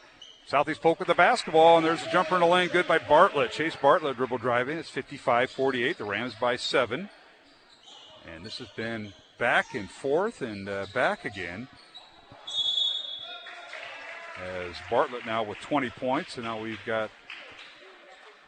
That was good defense. They triple-teamed Riggs as soon as he caught that ball, Mark. Lost it out of bounds. Yeah, went off of his leg. Riggs thought he got fouled, but I thought that was good defense. Turnover against Dowling. Maroon's been averaging 19.5 turnovers in 2 games. I think they've got that slimmed down a little bit tonight. Now pull-up jumper in the lane, off the mark, no good by Chase Bartlett. They really went to him, relied on him, and as Glenn's kind of went away, and now an offensive foul on Riedel. Good defense that time by Bartlett. He's doing it all here in the second half for Southeast Polk. It was good defense. I thought he did a nice job sort of selling that contact and going the other way for Riedel, who I believe that is going to be his. Okay, I have him for 3. Okay, yeah. Our scoreboard isn't updated right now, but. No, they've that is not correct. We found that out the first 2 games. Okay. Here's Glenn with it, back in. Pull-up jumper, free throw line, good. James Glenn has found his stroke once again. It's his first basket of the second half. He's got 15 points, and it's 55-50. Southeast Polk trailing by 5. Dowling with the basketball. Polk will just not go away. Dowling gets up 9, and Polk just gets it right back in. Here's Simon Daniel with it. Leaves it for Riggs. Riggs looking for a cutter. He finds one, and a shot up, and good. Didn't have the best angle, but Sam Hughes found a way to make it go. Again, nice movement without the ball by Hughes. And a good find. Hughes with 12 points tonight. 57-50 Dowling, and now in the lane, a shot no good by Glenn. And a foul on Dowling. Simon Daniel has picked up his 3rd. And free throws coming for James Glenn. Has 15 points tonight. And he is 5 out of 7 at the free throw line. He'll get 2 here. Eyes the bucket, and the first one is good. Tonight's game on Iowa Catholic Radio brought to you in part by Kemen and Construction Professionals. Alongside Mike Swaim, I'm Mark Amadeo as we simulcast tonight on Iowa Catholic Radio and CISN.TV. This is our final radio broadcast of the 2020 season. We'll be picking it up that first Monday in January, and we'll resume with Dowling and Waukee. That'll be Monday, January 4th. Timeout on the court. We'll keep it here. 30-second timeout. Dowling 57, Southeast Polk 52. Second free throw good by Glenn, and he now has 17 points. And he and Bartlett, who has 20 points, I look for the ball to be in their hands quite a bit here in the fourth quarter as we're getting down to crunch time, Mike Swain. Well, 6:24 to go. Polk down 5, and I wonder if Coach Jenkins is trying to set up a full court press here as they come off the free throw. I think Dowling needs to be expecting that. We haven't seen that a lot tonight by Dowling after made passes, have we? Neither team has pressed, and neither team has played any kind of zone. It's just been straight man the entire night. And it doesn't look like we're going to get a press here either. You're not seeing it, at least not right off the bat. So here is Dowling with the basketball. Riggs top of the key with it. Dribble handoff. Goes to Hughes. Now to Simon Daniel. Daniel works the right side. Spins in the lane with the left hand. Shot no good. Ball off the hands of Riggs and out of bounds to Southeast Polk. So the Rams will have it with 6 minutes remaining and trailing by 5. They've been knocking on the board after trailing by 12 earlier in the contest. Well, it was a nice move by Daniel. Just could not get that to fall, and then just out of the reach of Riggs there on the offensive rebound. Southeast Polk's done a nice job of rebounding the ball here in this second half, holding Dowling to one shot. Rams with it. They work inside. This is Bartlett. His shot up, no good. Rebound, strong rebound by Riggs. Outlet pass to Riedel, nearly lost it. And Matt will take it down, and Dowling will set their offense. They lob it inside to Gregory. Jack spins. A triple team. His shot might have been partially blocked. No good. And a rebound out to Southeast Polk as Boone Bain comes away with it. Over to Glenn in the lane. His shot with the left hand good. Went right around Gregory. Oh, mismatch there. Glenn at then. Basket will count. Foul on Gregory. Oh, that's where you'd like to see Gregory just take the charge there. I thought Glenn was a little out of control, and instead he sort of turned his body, and easy call for the officials. 19 points now for Glenn, and a chance to hit 20 here with the free throw, and he does. Completes the traditional three-point play, and we've got a 2-point lead now for Dowling. 57-55. That 12-point lead has been wiped out. 5:20 remaining here in the fourth quarter from the Dowling gym, and it's Dowling now with a 2-point lead in the basketball. Are they going to play aggressive, or are they going to play just to keep the lead? Three-pointer by Simon Daniels, no good, and Riggs slaps a rebound, but right in the hands. Only one white shirt going for the offensive rebound that time, and again, Dowling one shot and out. Yep, Riggs slapped it away and went right in the hands of Southeast Polk. Glenn with it to Malachi Williams. Top of the key it goes to Boone Bain. Gives it back to Glenn. Underneath to Malachi Williams. Can't get the shot off. Leaves it for Boone Bain for three. It's no good. Fight for the rebound, and coming away with it is Glenn. He'll launch the three for the lead, and it's good.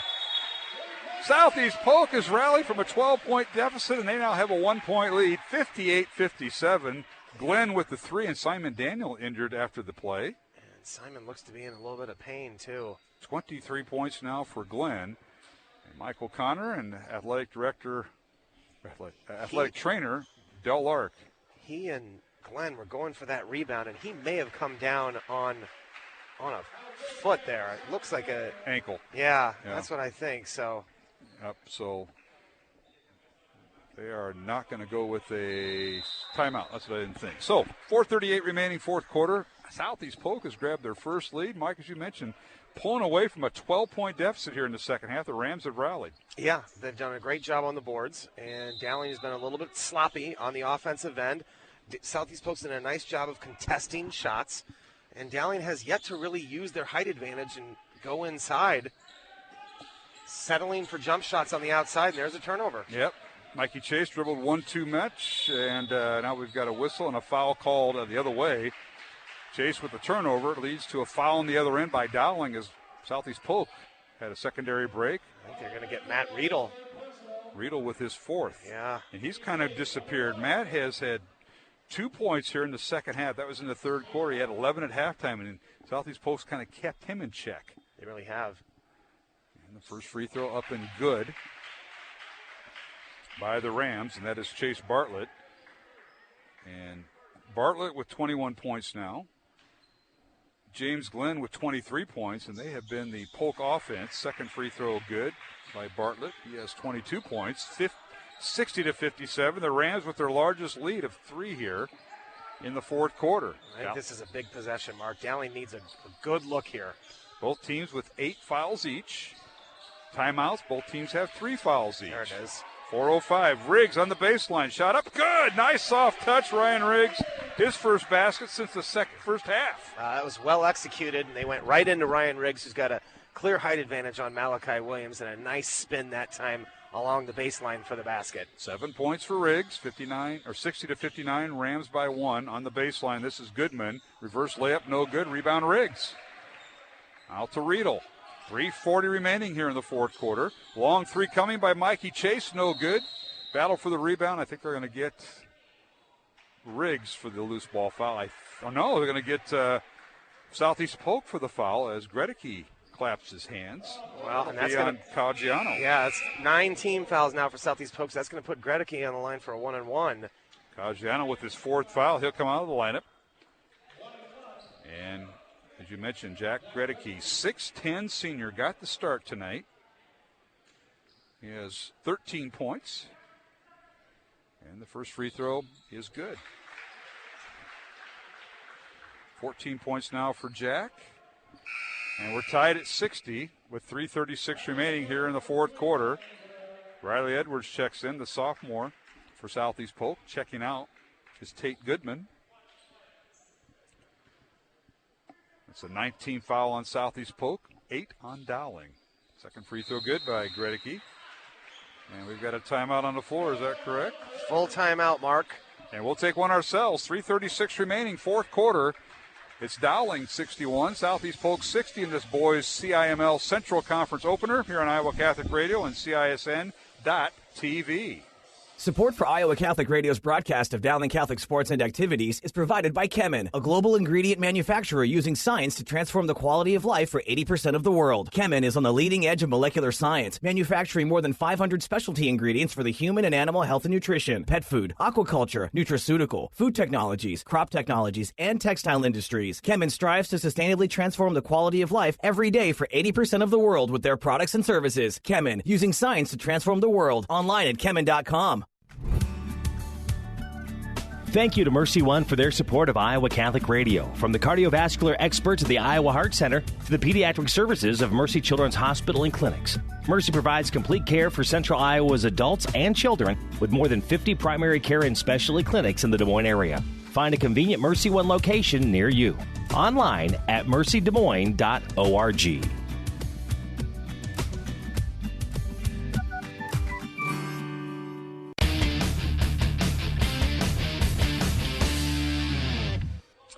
And welcome back to the Dowling Gym. 3.5 minutes remaining here in the fourth quarter. Dowling Catholic is retaking the lead, 61-60 over Southeast Polk.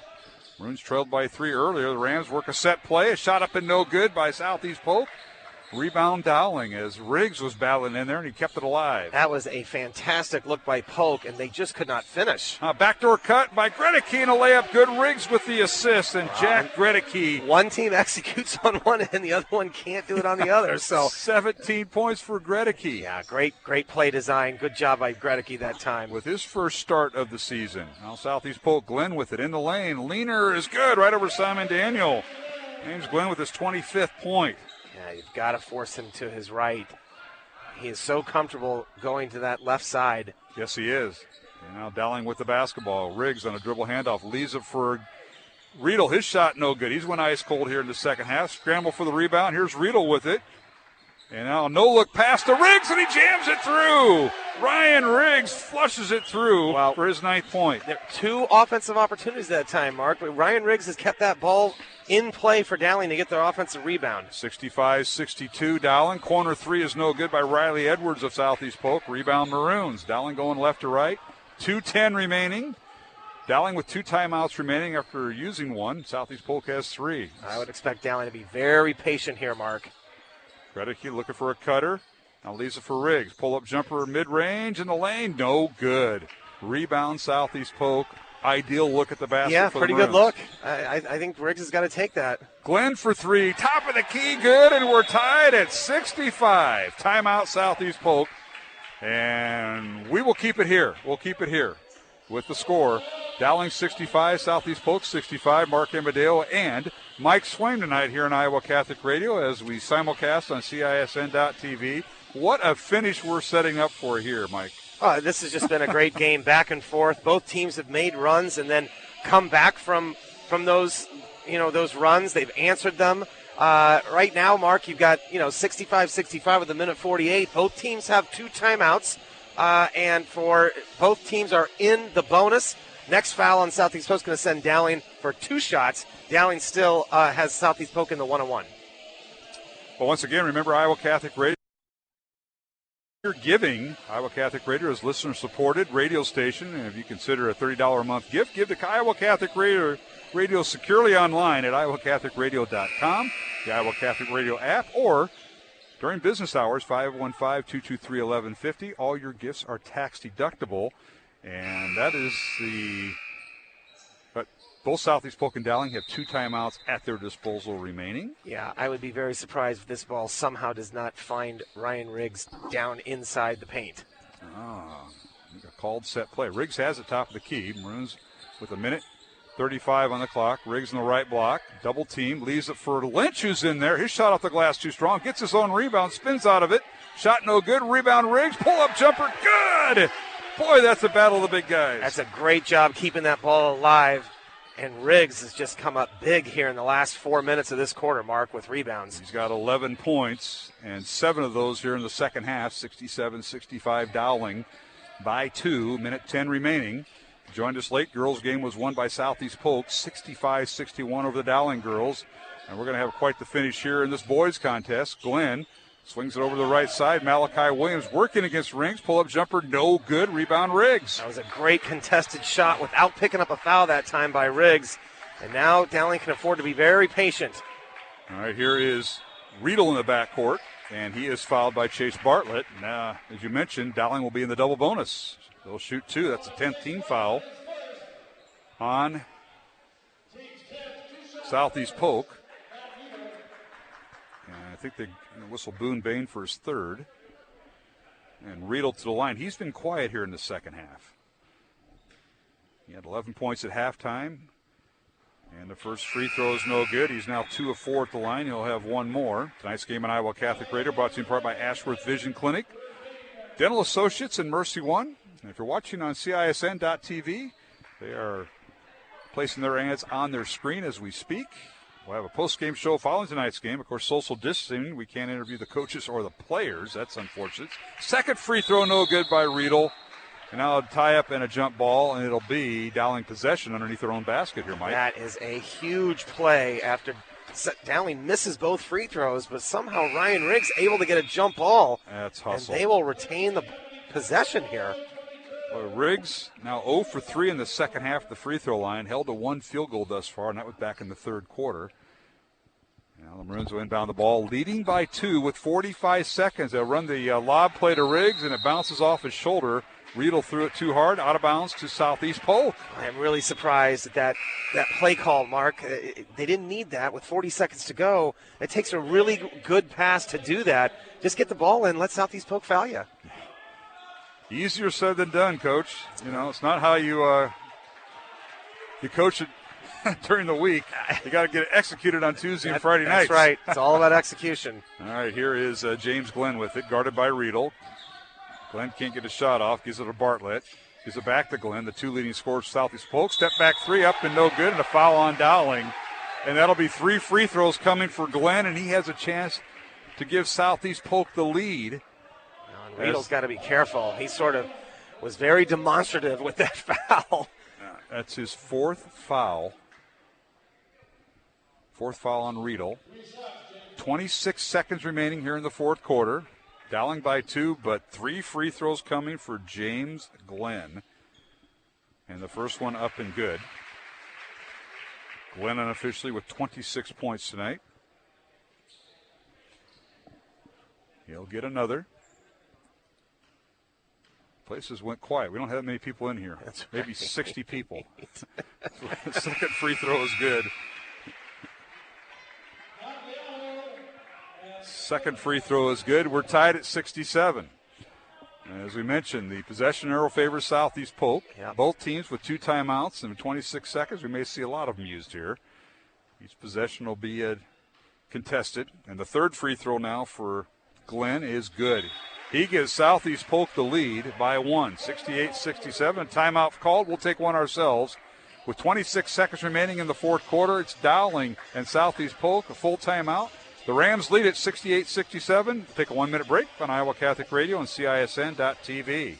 Support for Iowa Catholic Radio and Dowling Catholic Sports is provided in part by Ashworth Vision Clinic. With 2 licensed optometrists, Barbara Sheets, a Dowling graduate, and Dr. Craig Harper, the Ashworth Vision Clinic team provides complete eye exams, contact lenses, glasses, glaucoma testing, and pre- and post-operative care. Ashworth Vision Clinic is located at 60th and Ashworth in West Des Moines. 515-440-4610 or online, ashworthvision.com. Hello, my friends. Father Wade Menezes here of EWTN's Open Line Tuesday, where topics of faith, family, and fellowship are discussed each week, along with my giving general pastoral advice and catechesis. I'm asking you to faithfully support your local Catholic radio station, help give the Catholic faith to others by promoting solid Catholic programming in your local area. I strongly encourage you to become a faithful steward to your local Catholic radio station. You can give securely online at iowacatholicradio.com, the Iowa Catholic Radio app, or call 515-223-1150.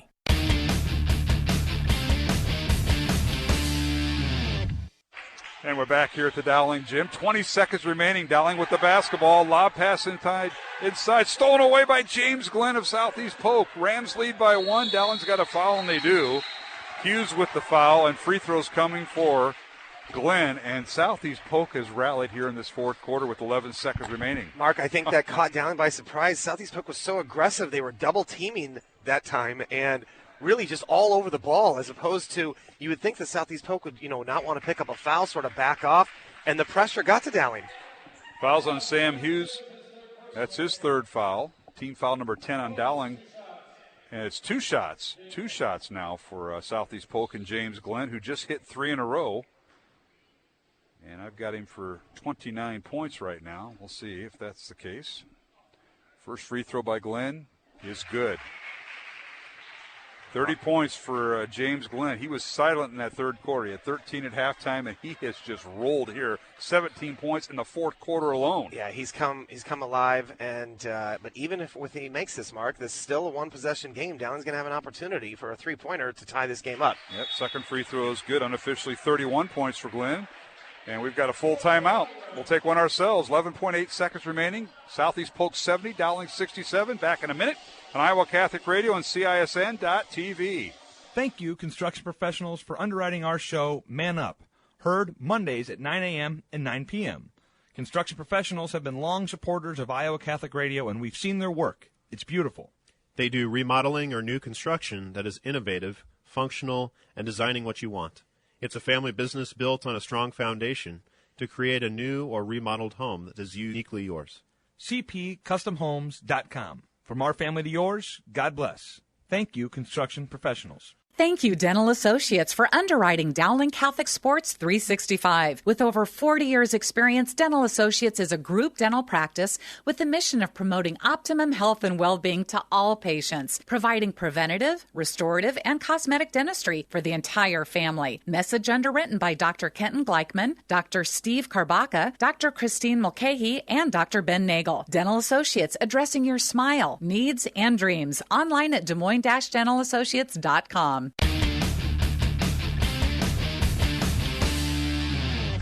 And we're back at the Dowling Gym, out of the timeout. Riedel goes all the way down the lane and scores for Dowling Catholic. 1 point lead for Southeast Polk, 70-69. We will keep it here as a timeout called by the Maroons. So now it's a 1 point Southeast Polk lead. Dowling out of timeouts, and the Rams have it, and they got to go the length of the court. They got to at least get it across the timeline. And really they don't, because there's 4.6 seconds, so they just need to inbound the ball somehow. Yeah, and it's Dowling's final timeout, and Coach O'Connor's just trying to extend this game. And if you're Dowling, you've got to try and foul anybody but Glenn. He has stepped up and made his last, I believe, 5 or 6 free throws in a row, Mark.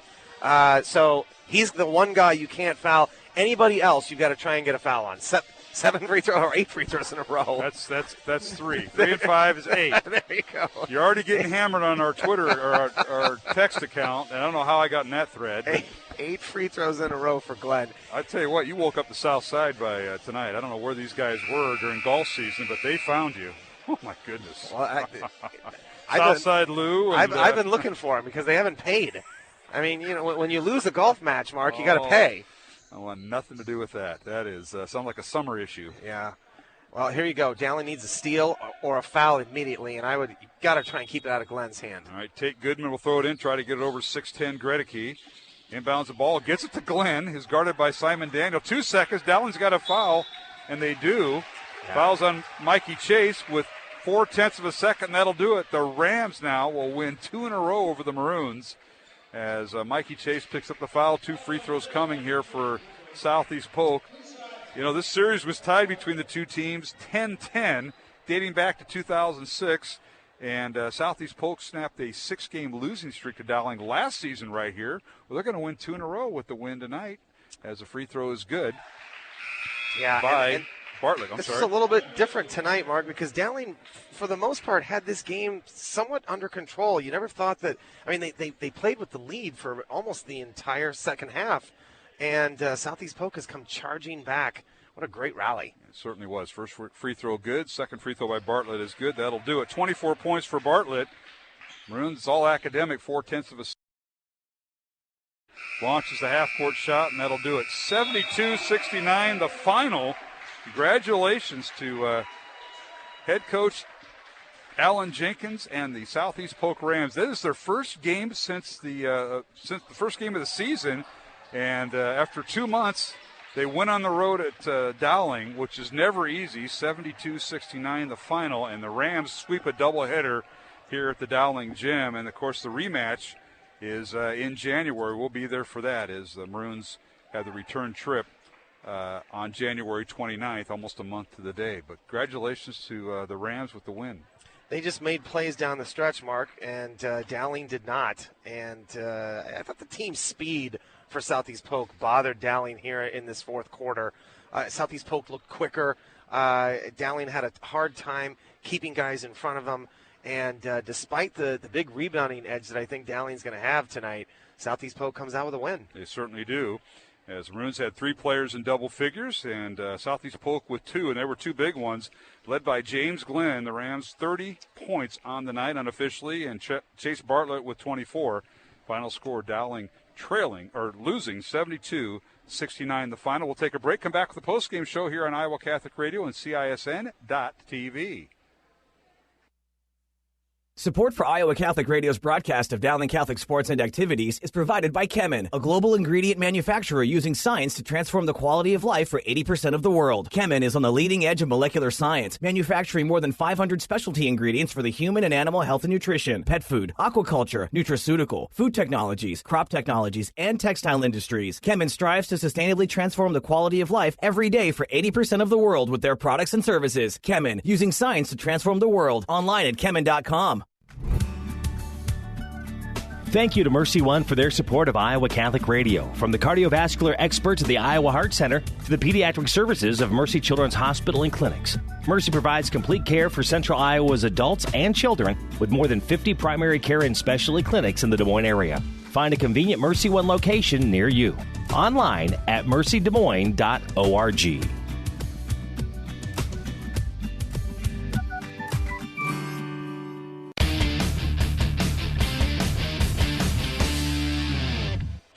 Welcome back to the Dowling Gym. Final score tonight, Southeast Polk defeats Dowling Catholic 72-69 here on Iowa Catholic Radio and CISN.TV.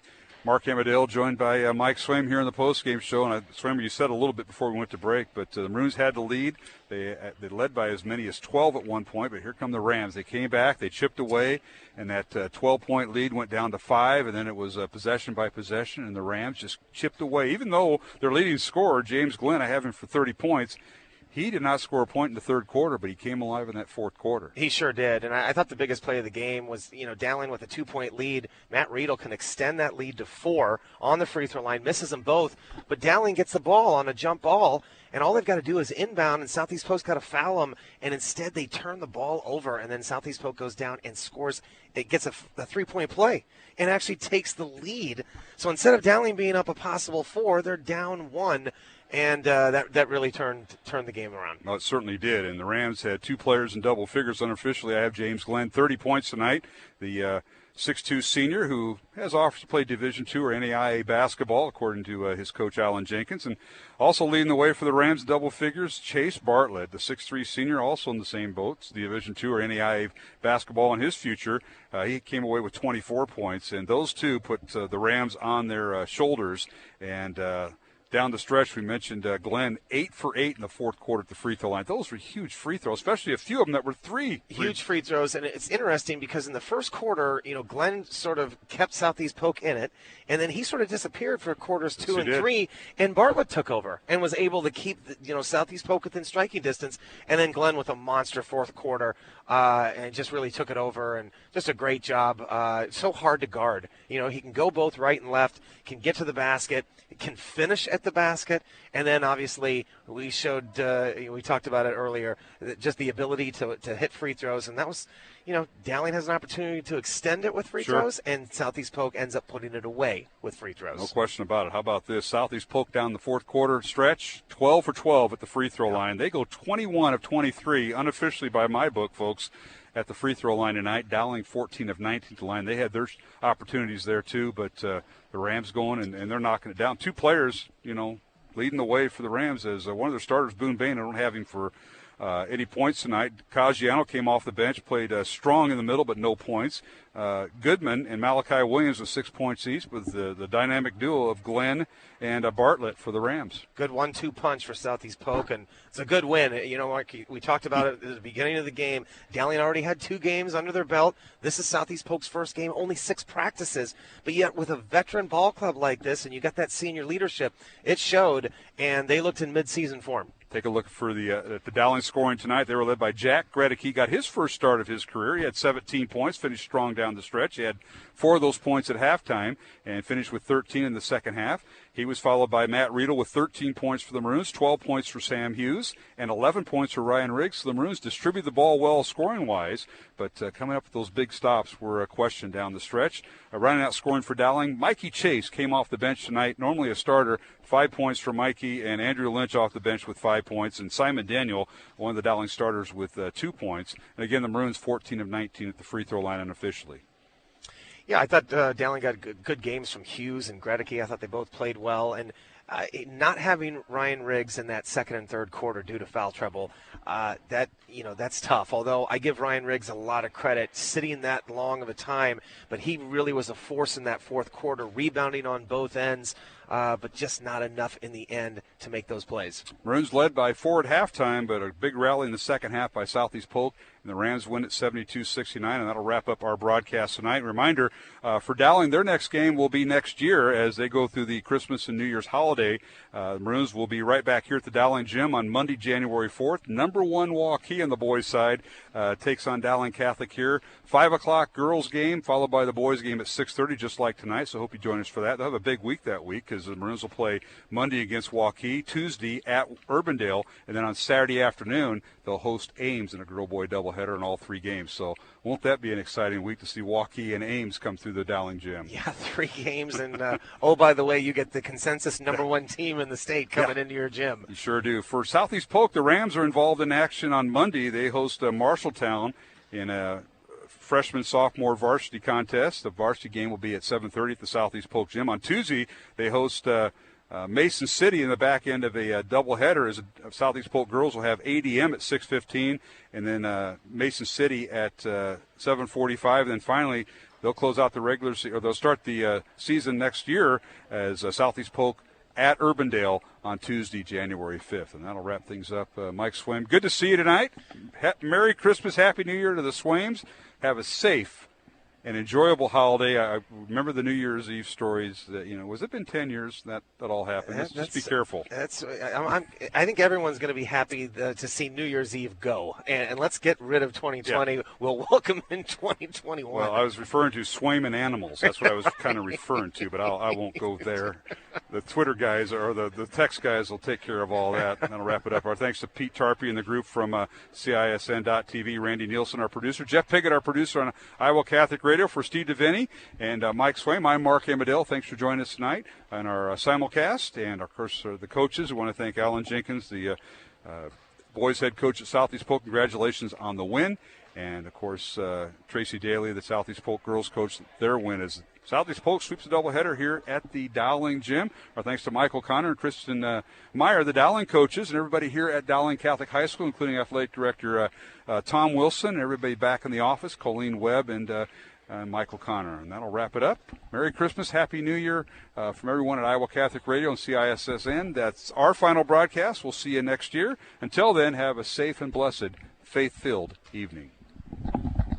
Our coverage of Dowling Catholic High School basketball is underwritten by Ashworth Vision Clinic, Construction Professionals, Dental Associates, Kemen, and Mercy One. Thank you for supporting the businesses that underwrite Iowa Catholic Radio. The proceeding has been a Dowling Catholic Sports presentation on Iowa Catholic Radio.